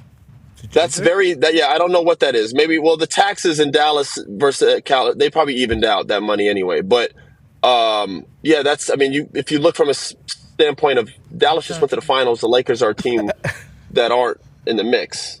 Don't bring politics into our show, okay? Don't bring taxes into our show. Come on. Okay? We don't need that, especially this time. Remember, we just need the United States to win. That's what we're looking for here. Okay? We don't need you bringing it all in there. And then Spencer Dinwiddie, I don't know if he's going to see your reaction to that question. Boy. A disrespect. Why did I disrespect? No, you guys asked how much did it move the needle for the Lakers. I was like, bro, he didn't play a lot for the Lakers because they have D'Lo and Reeves that they play over him. So they obviously didn't want to re-sign him or offer him anything that was going to move the needle with him. So Dallas took him up. Does it help Dallas's depth with guards? Absolutely. But they got a lot of ball-dominant guys there right now. They got Kyrie Irving and Luka. Don't do that. Me and Spencer. Spencer's my boy. Don't do that. Me and Spencer are friends. Yeah, we'll see if he still feels that way. Too late, brother. Yeah, I mean, we'll see. That might be a one-way street there. I don't know about that. Last thing before we let you go, because the Olympics are happening, we look at a lot of the sports at the Olympics as meathead football players and say, if we played that sport, if America played that sport, we would win it. Like, America's going to get introduced to handball again for the first time in 4 years. Handball is a sport that should be loved in the United States of America. High action, strategy, athleticism, throwing, catching, goals. I mean, it's an awesome sport. And as soon as we watch it every Olympics, our natural reaction is to go, that's our sport. If we were to play that sport, we would win that sport with all NFL guys. Do you NBA people look at any sports like that? Is there any conversations about, like, you got Olympic sports are obviously different than like team sports that we have here in the United States of America. Yeah. I think you guys would be great speed walkers, don't you think? Oh, yeah. Yeah, long legs. How long your guys' legs are? Yeah. Yeah, that's a good call. Speed walking would probably have to be the one. Because, like, the sprinting and stuff like that, man, we have guys that are fast, but not that damn fast. That's like a whole different level of what those guys can run. You guys are kind of slow, right? Isn't that kind of your thing? You guys are, like, slow? Yeah, I mean, if you compare our fastest athletes in our sport to, like, a football, we wouldn't even compare. You know what I mean? In that regard. We don't have guys that are as fast as... High jump. No, we don't have 30. You probably have, like, 30 guys that could probably, right, keep up with our 30 guys, Maybe one. I see what you did there. Look at you. Look at you. You can't even help yourself. This was all to get to this point. Man. This was all of it. Everything I did. I know what you've been doing. I know. I see it, man. It's so funny. All right, we appreciate you joining us, man. The Olympics start on Friday. Hopefully, team. How about the women? Should we be worried about the WNBA? No. It's going to be a slaughter, man. I don't know if you've ever watched their Olympics. They win games by it actually gets nasty out there sometimes. There's games where we're up like 100 points, man, and it gets really it feels hard. It's hard to watch. No, it's hard to watch. We need that. Yeah. Easy. But I'm happy that Caitlin and Angel couldn't get on that team. Oh, they're not good. Yeah, Or Shorty that put up 30. Enrique. Yeah. Yeah, said Enrique, bro. They didn't even. Enrique? Enrique? I think I had it right. Ogunbowale. Yeah, there it is. The 34 points in the second half against Team USA. That's what our Team USA is going into the Olympics with. Enrique dropping 34 on her. And then obviously a double-double by Angel Reese, and then the first ever rookie with 10 assists against that team. None of them good enough to be on Team USA. Very public. No, but they're not going to run into that overseas, man. They're going to be playing against a girl that has another job. Jeez. Ladies and gentlemen, the ever No, clever. some of these teams. You guys make me look like an asshole. You guys are good. The ever clever Austin Rivers. Yeah, Austin. What a prick. Yeah. Hey, you did good, dude. This is good. People are going to look back on this I and have say, to call my PR after this. Every time I get on your show, I have to call. Smart. Call Dinwiddie. you need to send Dinwiddie a text. Oh, him first. You need to. Dear God. Not our fault. Just being funny. I'm just being funny, guys, for the people watching. Dear God, it's entertainment. Yeah. All right. Amen. Matter of facts from Austin Rivers. Thank you, buddy. Yeah. Every time I come on your show, I got my people telling me you need not go on that show. You get a little bit too loose, don't you think? You're not bad whenever they give you topic, 26 seconds, here's some video, and then you wait your turn. Yeah. And then we pass the ball, and then guess what? Your topic, 26 seconds this time, might be running up on a hard out here, need you to get these points in, and then guess what? You're sitting right back in your chair, and somebody else is coming in taking a hack. Let's just keep it moving. Once Austin starts wheeling and dealing, that's when he goes off the teleprompter. When he's off the teleprompter, that's whenever we really start. It's going. That's when Austin. I love Austin Rivers on our show. He's the man. But Spencer Dinwiddie is certainly sending. He scoffed right when you said his name. I mean, boy is okay, but he was like, paused for 5 seconds. Yeah. He paused before he even responded. Like disrespected by the question. Yeah. Listen, Spencer's my guy. Yeah. But what are we even talking about here? This isn't even a question. I bet you, now, Austin could have used that, though, and said, this would be like them signing me, in this entire thing. If it was, 12 years, been around a long time. Would have been a great comparison. Would have been a great self-aware. But instead, he had his sunglasses on. He couldn't see through it. No. He couldn't get to that. Nope. He just, maybe one day. Austin's people, we love them. And that's why we love them. That's why we love them. That is why we love them. Speaking of people we love, Kirk Herbstreit made a video yesterday for the college football playoff, breaking down the 12-team playoff that we're about to have. I don't think there's been a big enough to-do made about this. Because the playoffs and college football playoff, it's been 2 games, 3 games with semis and then the finals, obviously. It's huge. The numbers are ridiculous. Massive. The hype is absurd. Now we got home field advantage happening in the first round for these games. So obviously there's going to be a lot of incredible environments and aura and everything like that. But the pressure, the ratings, the importance, college football, the 12-team play is about to be awesome. We already know it's moving, I think, to 14 or 16, whatever it's going to be. They're going to continue to grow it. But this year going into college football, the ending is about to be more electrifying and exciting than it's ever been.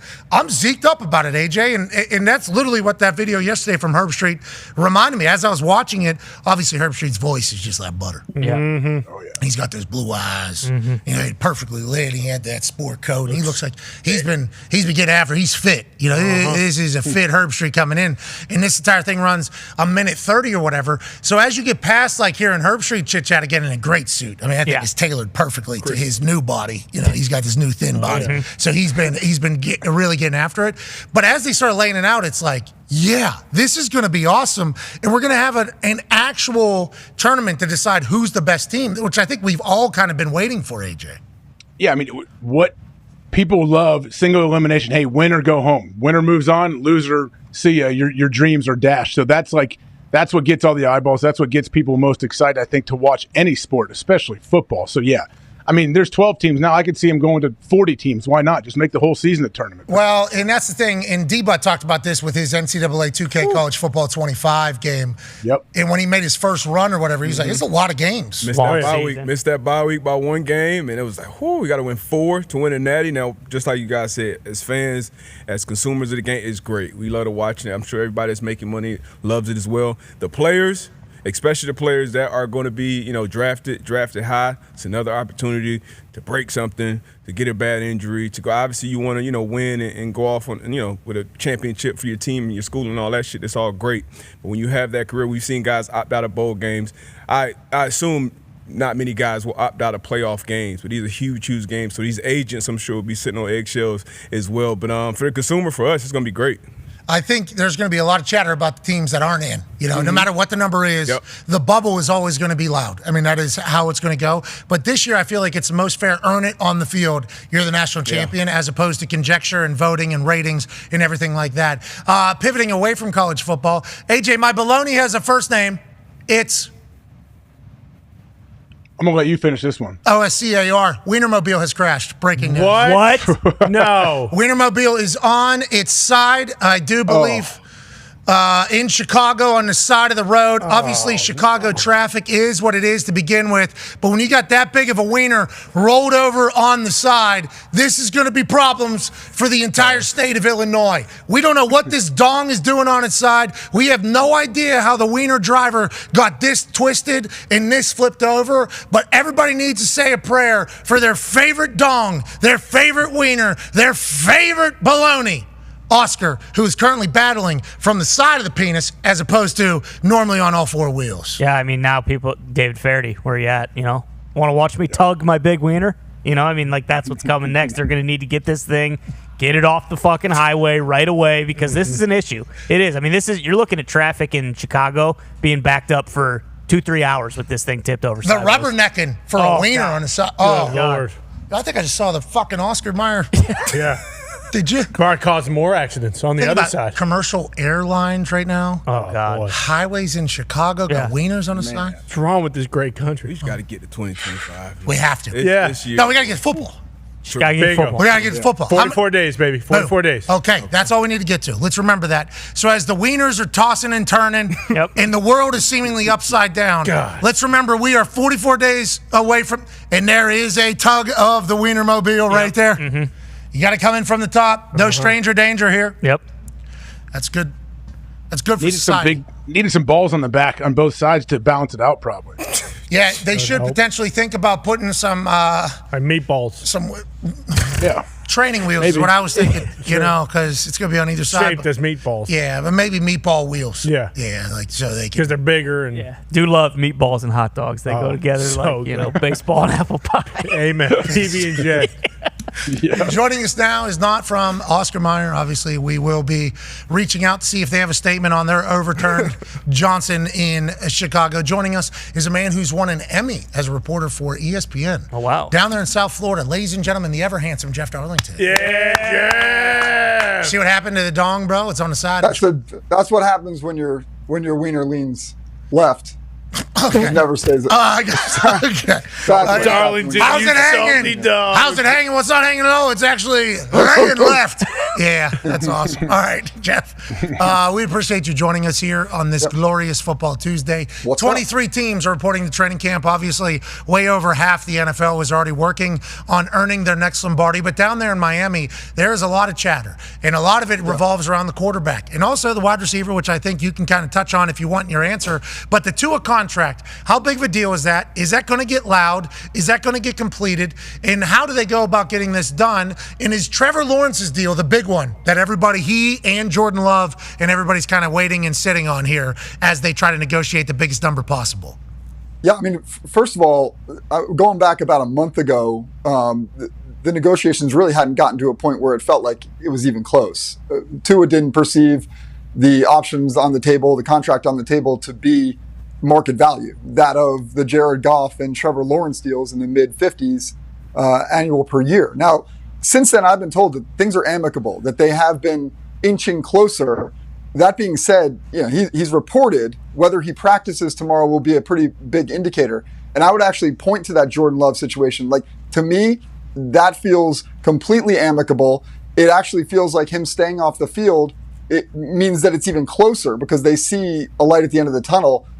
I could really, at this point, see if Tua is on the practice field tomorrow, they can continue to negotiate, but I could see him playing this thing out because where they were before was very clear divide. This was a team that said, we're just not ready to commit that type of money and a quarterback who very firmly, he said it himself, the market is the market, and he doesn't feel like he should take anything less. Now, why is that? Is that because McDaniel's offense can create people to be open, Tyreek Hill and Waddle could get open, or why do you think they're viewing him that way versus maybe other I think places? if you look at this just from a prudent business standpoint, and I understand it's a little bit difficult when it is your franchise quarterback and he's done everything, he's the face of the team, he does it all the right way. But if you look at it, if you sign him now compared to what you would sign him for after this season, even if he goes off, like I've talked to enough GMs around the league who are kind of like, we wouldn't pay him mid-50s. Like, we're not going to go there. So if the demand is such that after this season, he plays really well and everybody looks at it and says, well, yeah, he's got Tyreek, he's got Waddle, nothing against him. He's got Mike McDaniel. He can do those things in this system, and that's the best place for him. I don't think that a team is going to step up after this season and all of a sudden say, yeah, we're going to give him $60 million a year. Negotiations are always so interesting, and we wish we would have negotiated more time on ESPN every single day. But this linear broadcast will end, and we'll continue on ESPN Plus, YouTube, and TikTok Live. We will see you tomorrow for a wonderful Wednesday with more bullshit in store. Be a friend, tell a friend something nice that might change their life. We'll see you tomorrow. Nailed it, Darlington. Right on the fucking, It's Shohei Ohtani right there. Yeah. Shohei, I don't know. Go ahead. Are we talking the rap? Did we get out at the right time? Darlington. Yeah, the rap. I don't know. Is that what you guys learn in J school? I don't have an earpiece. That's what I'm saying. You didn't even need them. You know what I mean? And you didn't even know what was happening right in front of your face right there. You had no idea. My internal clock. Didn't even know what was happening. Bingo. You didn't even see what was taking place. What's up, AJ? Jeff, why couldn't you get Scotty Scheffler out of that arrest? You were right there on scene. I would have like jumped on a real part of his it. back for you, AJ. I would have jumped on his back. Did you? Hey, for real, Jeff, did you think about it? Like, hey, if I get arrested here, this is good pub for me. I did. I don't know if we talked about this, but I have. There's a lot of friends in my life who believe that I left some meat on the bone in terms of the attention I got. I could have just gotten arrested. Could have got tased. And that would have actually been. Yeah, but you should have released the video immediately, I think. You like sat on that video for a little bit, right? Didn't you? Well, like I think, dude, I was standing. It wasn't over yet. Like as that video happened, like I stopped recording, but I had gone around to the side and was talking to Scotty in the back of the patrol car, and was trying to like figure out what was going on. And then the police officers kept trying to move me to the other side of the street. So it wasn't over yet.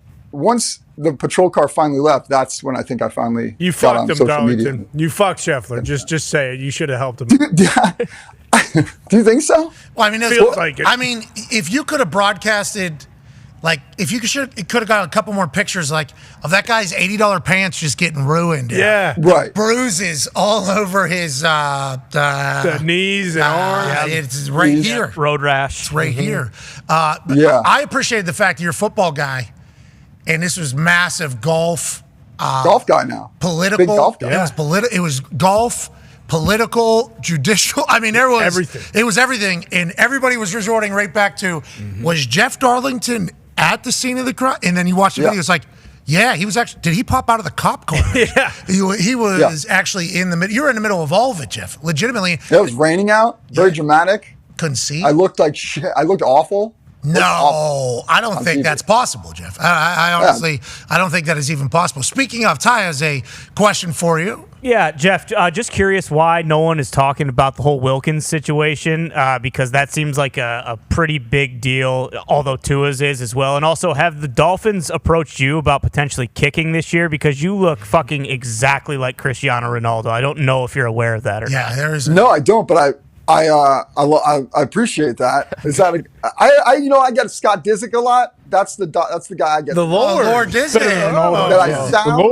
That I sound, look, and talk like Scott Disick, which at one point used to feel like an insult, but the more I've gotten to know him, the more I like that guy. Yeah, I think it was always a compliment. Cristiano Ronaldo, a lot more like you're looking like Cristiano Ronaldo. The body, I don't know. Because Cristiano, the body. he's got like 2% body fat. Yeah. He is in phenomenal shape. Yes. Properly job. He's going to Prince of Dubai, I think, bro. Mm-hmm. So I don't think you have the same social media presence as Cristiano Ronaldo. No. But if we're just looking at you in this interview, I see Cristiano Ronaldo. So do I. I see Cristiano Ronaldo in there. That's good. That's a compliment. He's super. It's great. I appreciate that. What about Wilkins, though? This is a big deal. What about him? What do you want to know? He's gone. How come it's not talked about more? Like is that going to be a massive hit to the Miami Dolphins defense or no?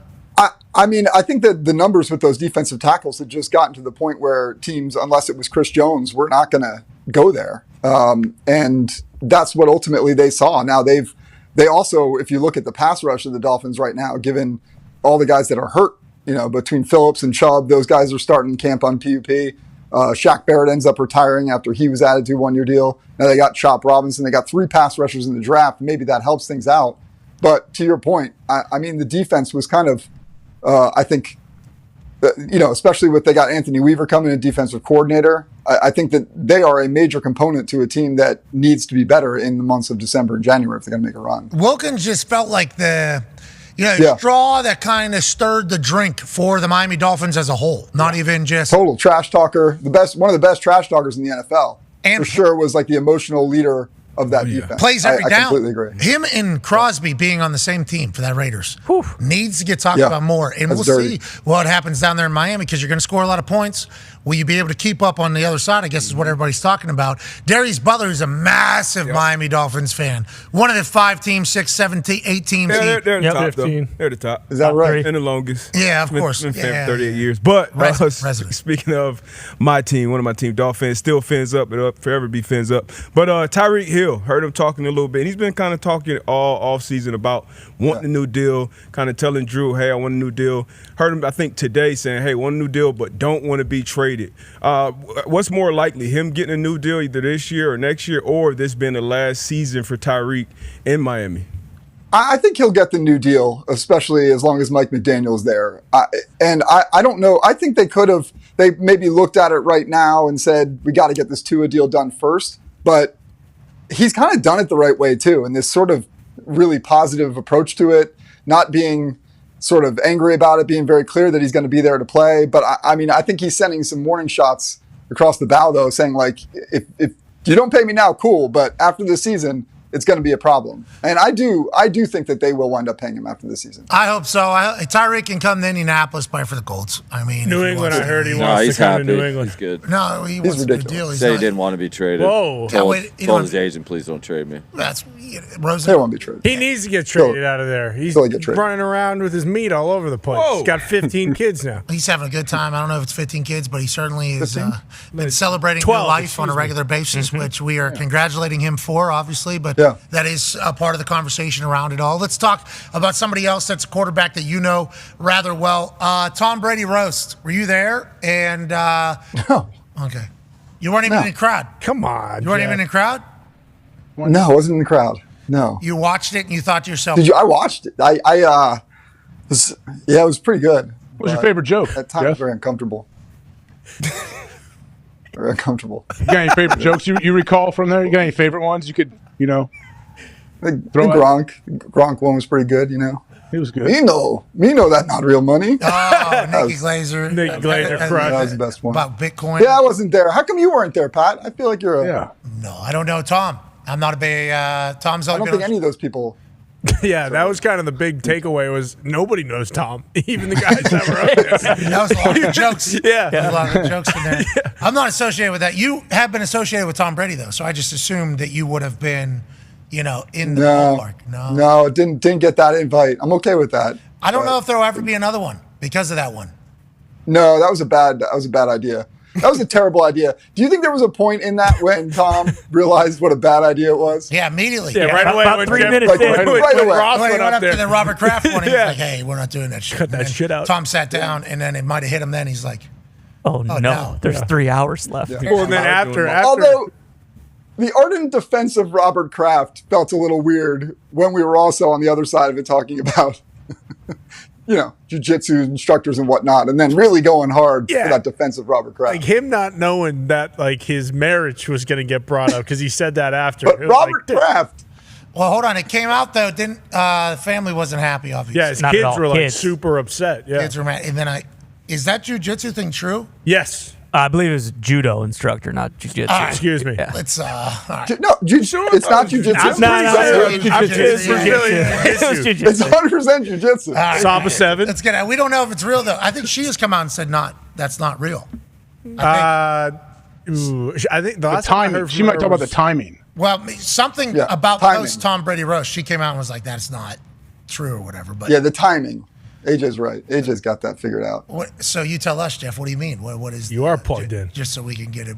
Well, there was it was about the merge. There's about no it was whether the relationships merged. Oh, okay. Gotcha. Okay, Gotcha. got it. All right, yeah. Got it. So there was an overlapping transition period that was kind of not talked about. Okay, got it. All right.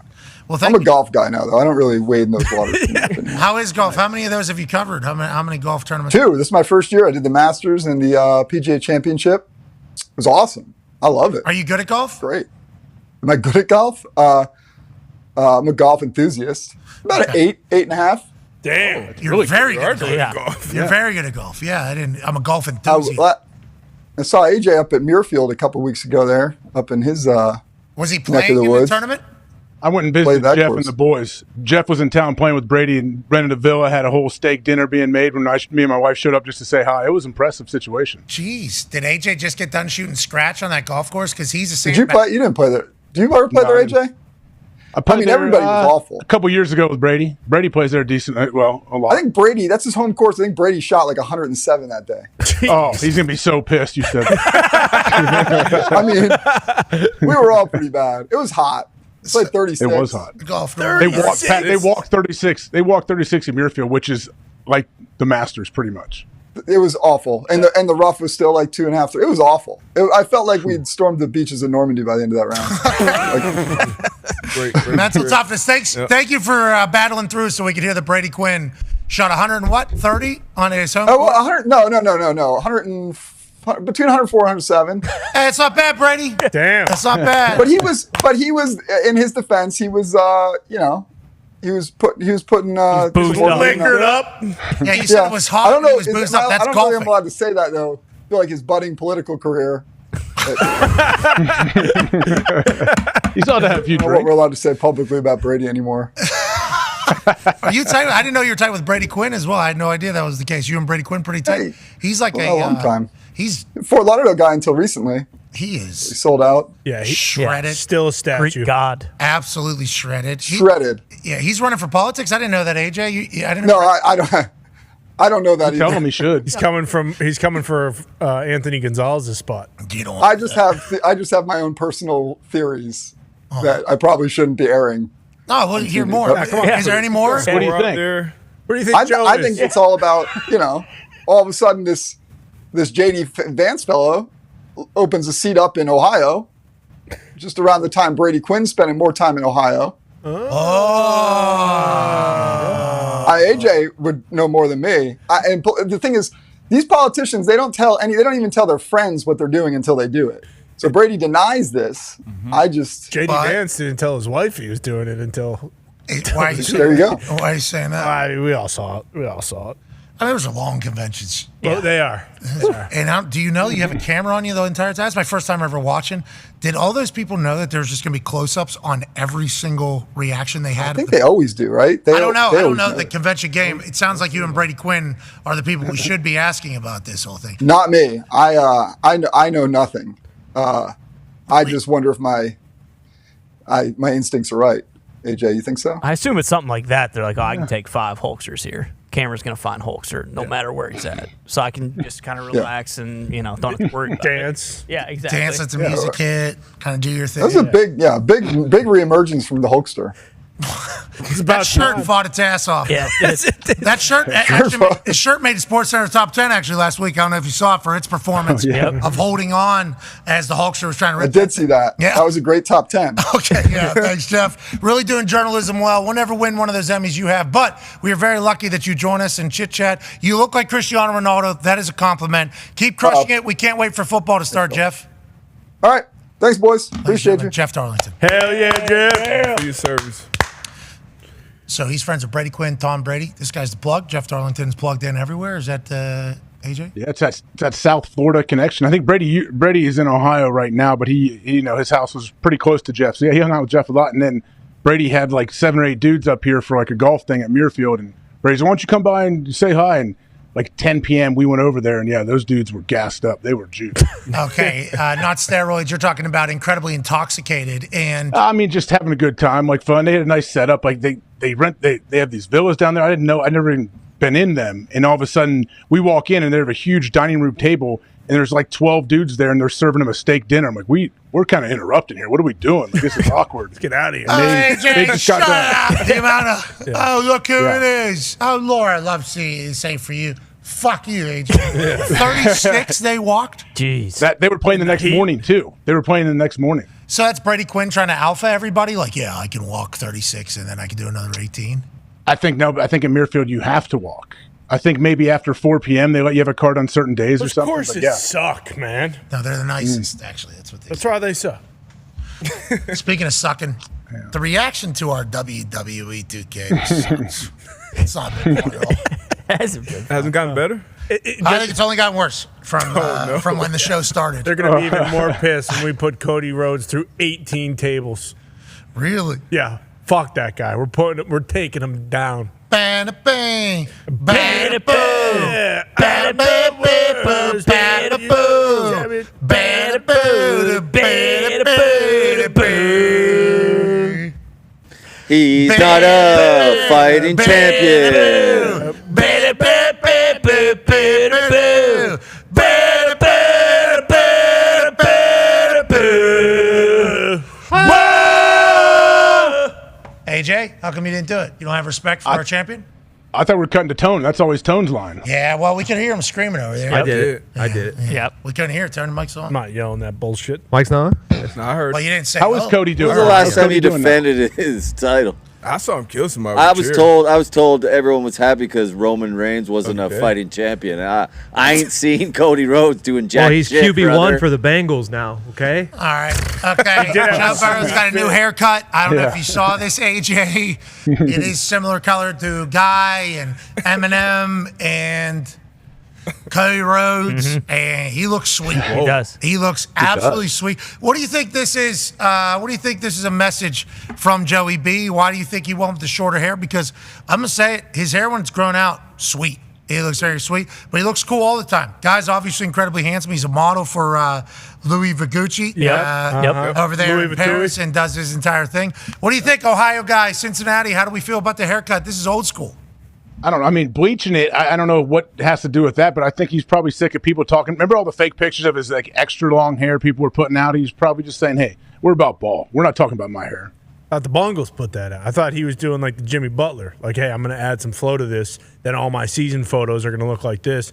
And I'm going to show up in the entire season. I'm going to have shaved head. Oh, so that might be blonde what hair. he's doing right now. All these photos are potentially taking place right now. Exactly. I thought this was like a kind of like a funny move, like kind of a sweet move, honestly, because then all the Sunday Night Football primetime ones, he's going to have that sick long hair and then cut to the No, sideline. but training camp, you do a lot of those. Yeah. Oh, okay. You do your school and where you're from usually before the game. Sunday night, Thursday night, all that shit. He 1,000% saw that 14-year-old soccer player that played for Philadelphia and said, I need to do that because he has the exact You're same talking about hair. Kevin? Yeah, and that was like a week ago. So We it need to makes so much trade that sense. motherfucker to Inter Miami now so that he can touch Messi and know what the hell he's supposed to be doing in the future for the good of USA soccer. I know it's cool. He's in Philly and he's from Philly. He's playing with his brother and all that shit.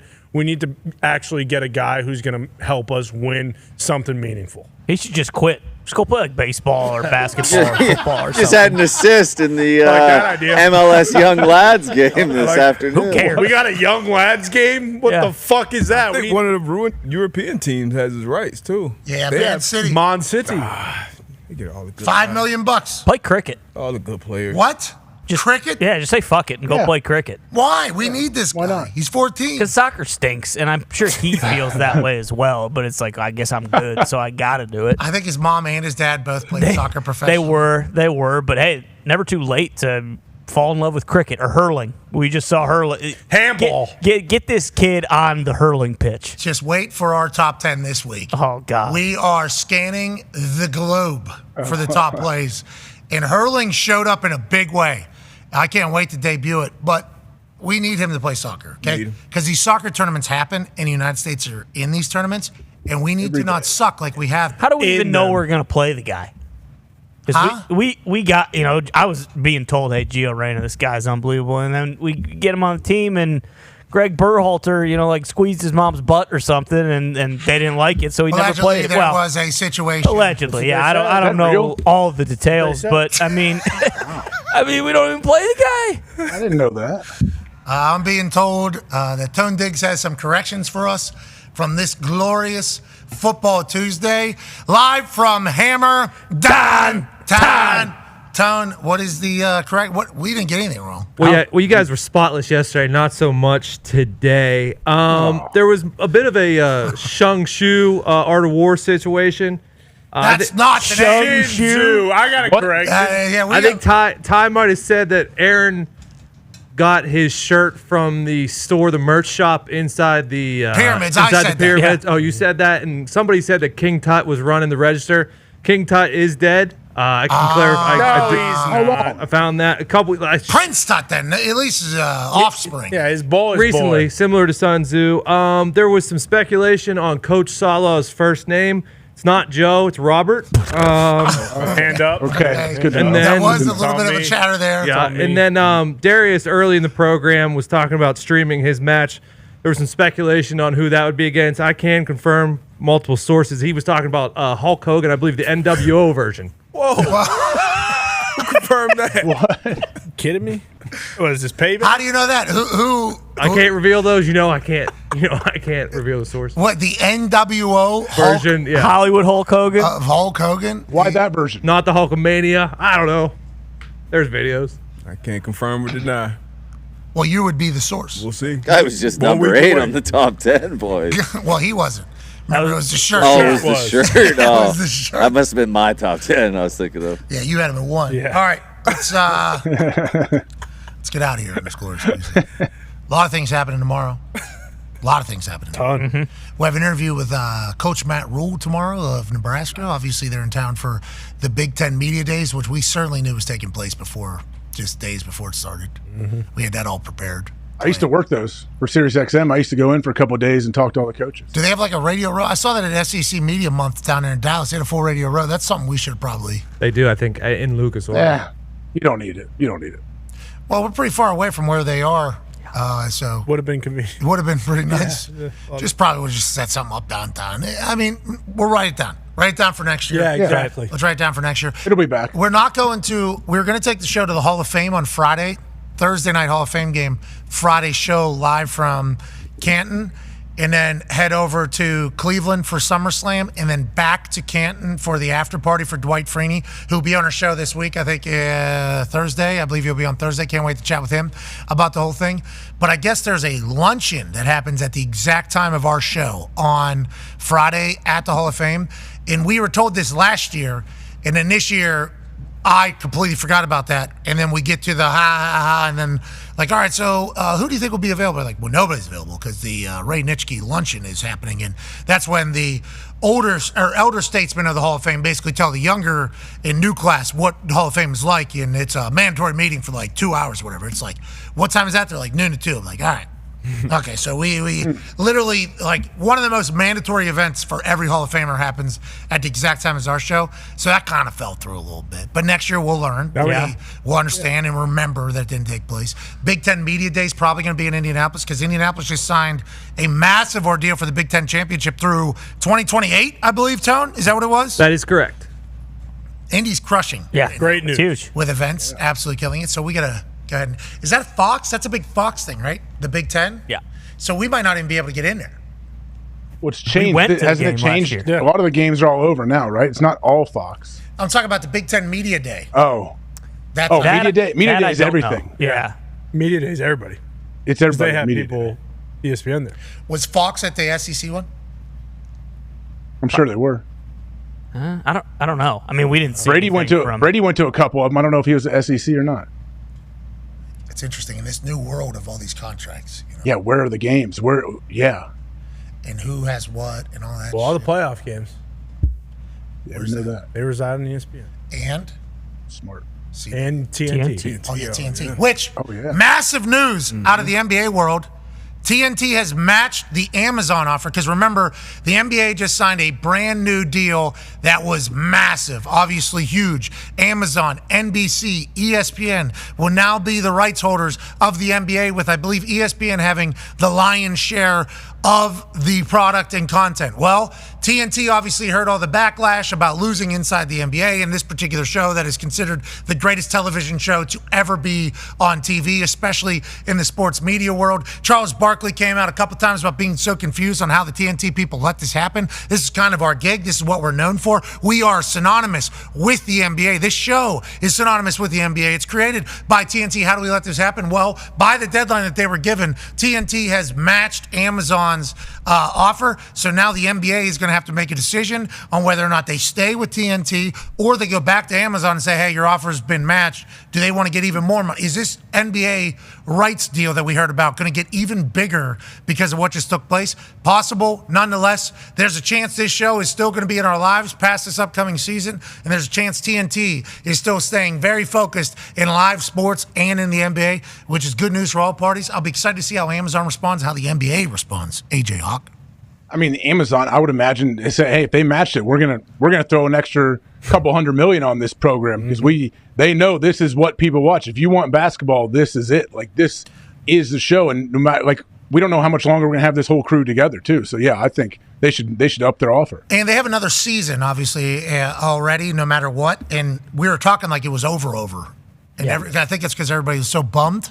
But there's another season happening, and allegedly there had been some leagues, both college and professional, who had much larger offers from Amazon or a streaming service and turned it down to go elsewhere because they weren't necessarily sure if going strictly to a platform, a streaming platform, was the right move for their particular league or brand.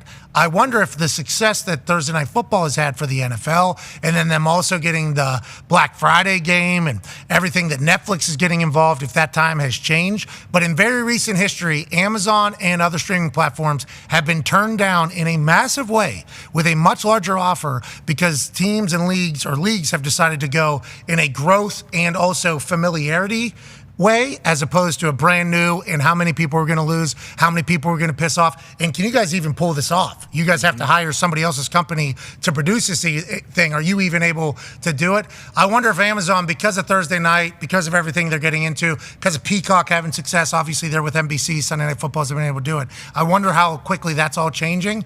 But does the NBA say, if you just get in the ballpark of one of these people, we'll stay with you? Or are they looking for top dollar? I guess that's what we'll find out from Adam Silver. Yeah, I don't know. And based on some of the numbers we've seen from, like, you would Apple TV has to do something if they want to stay competitive with some of the, like, with Amazon and stuff like they need to. I don't know if it's whether it's live sports or not, or like what their plan is, but they need to shuffle some things around and try to be a little bit more competitive. Okay, so Apple is baseball and MLS, right? Yeah, they do, but it does. I mean, I watched some of those MLS games when Messi came in. Yeah, obviously over there on Apple TV. I didn't fully understand how to sign up for it, but I was over there. I think a lot of people potentially went over there for the Messi experience and then probably drifted away. Apple's tried to do stuff. Remember, they had that live radio show that they were doing. Lil Wayne had one. Right. A couple other people had one where they're trying to get a little bit more content on there. I wonder if Apple does view it as it doesn't fucking matter. Probably. Yeah. If it works, it works.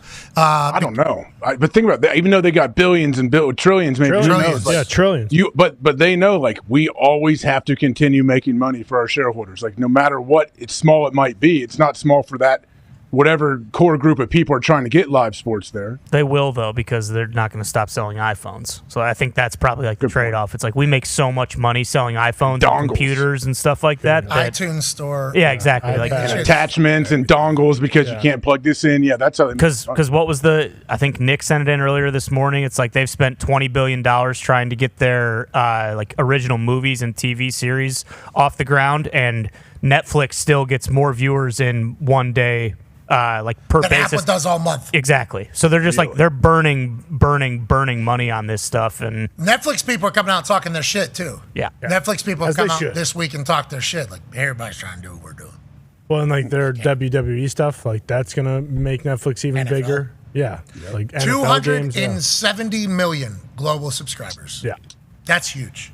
That is a gigantic. Only going up too, probably, right? Only getting For sure. No one's dropping off, are they?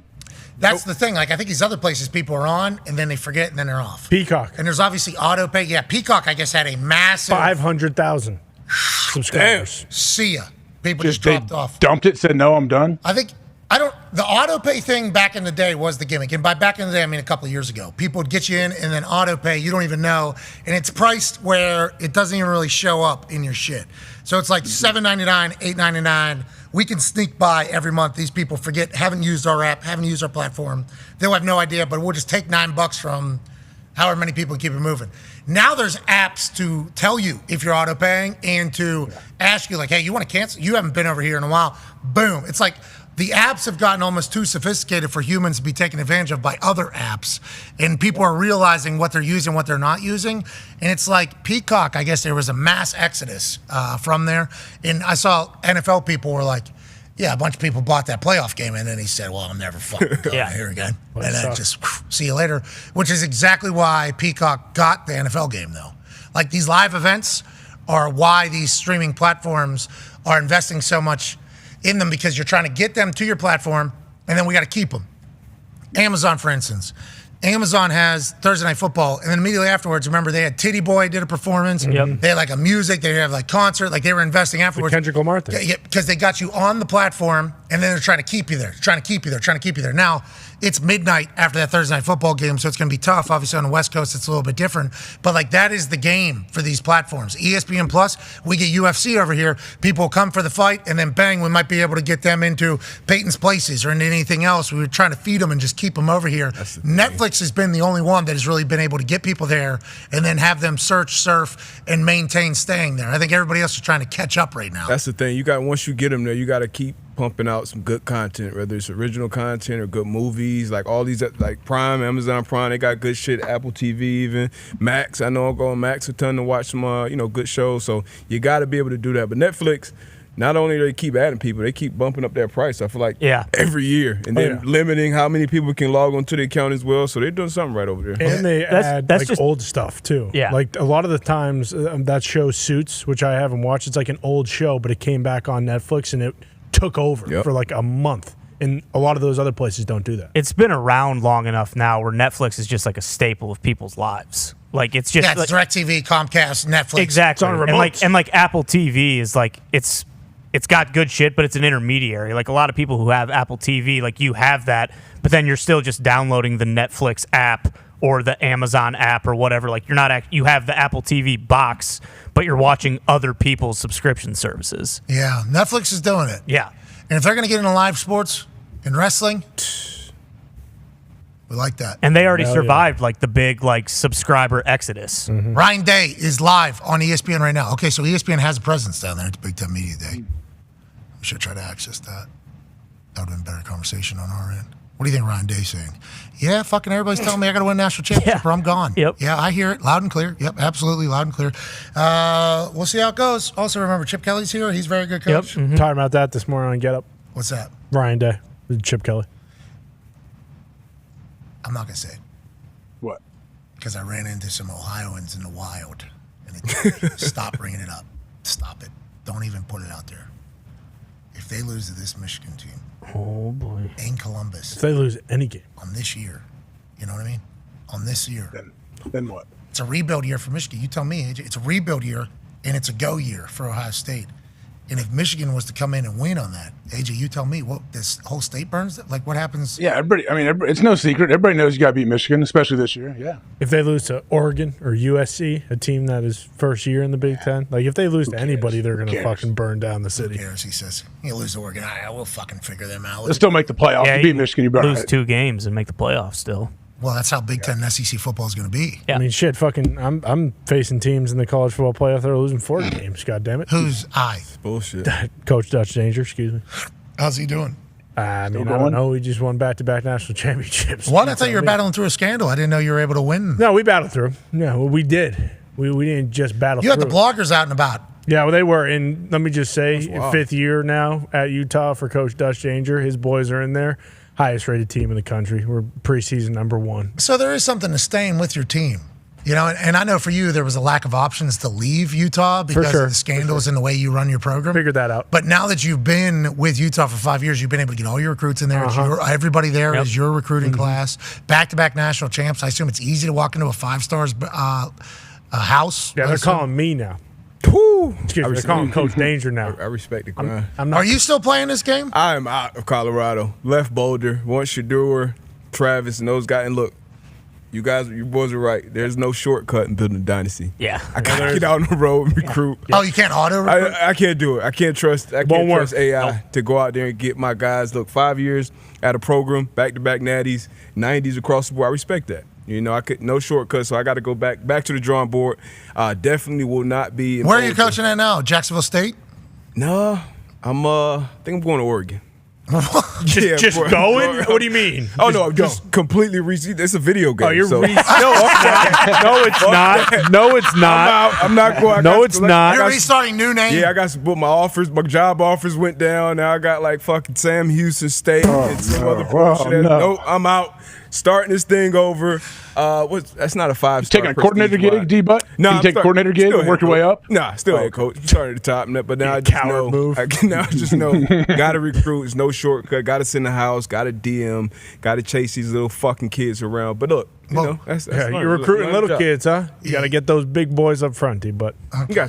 It's wild that you guys are still this committed, but I do appreciate it. I mean, Big Dave Washington just won the Heisman. I had 3. Who's Big Dave Washington? He's my wide receiver. Wide receiver 3. Won a Heisman over the quarterback. Now you're going to have a little drama. Quarterback went 1 overall.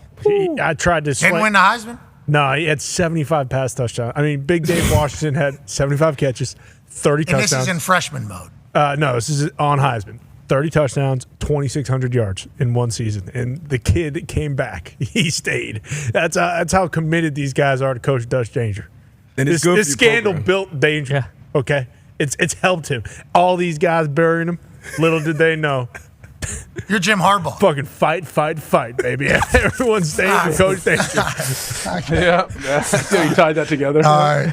Seeing that on Baseball Diamond a little bit. Quite a bit. All over. Yeah. All right, let's get out of here. We got a big one tomorrow. If this ball falls, tomorrow's show is going to be so good. Hell yeah. Oh, yeah. Here we go. Swag. Yahtzee. There it is. Oh, no. All right, show's going to stink. Yep. Hold on. Maybe one. do that toss from there. Yeah. Oh, baby. Oh, man. Fucking rope. Got legs. All right. I gave him my best effort. Yeah, I know. You did. It's good. I tried Good my effort. That left foot. Great.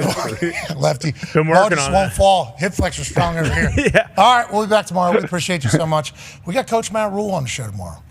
I'm excited for that. That should be going in studio. He's going to be sitting right here. Yeah, let's go. That should be a lot of fun. Excited to break the whole thing down. 12-team playoff. Is Nebraska going to go in his second year? No. They're going to be a good team, man. Honestly, they're going to be much better. Are you going to say that whenever he's sitting here? Sure. Okay. They're going to be much better, yeah, but they're not making the fucking playoffs. All right, let's be positive.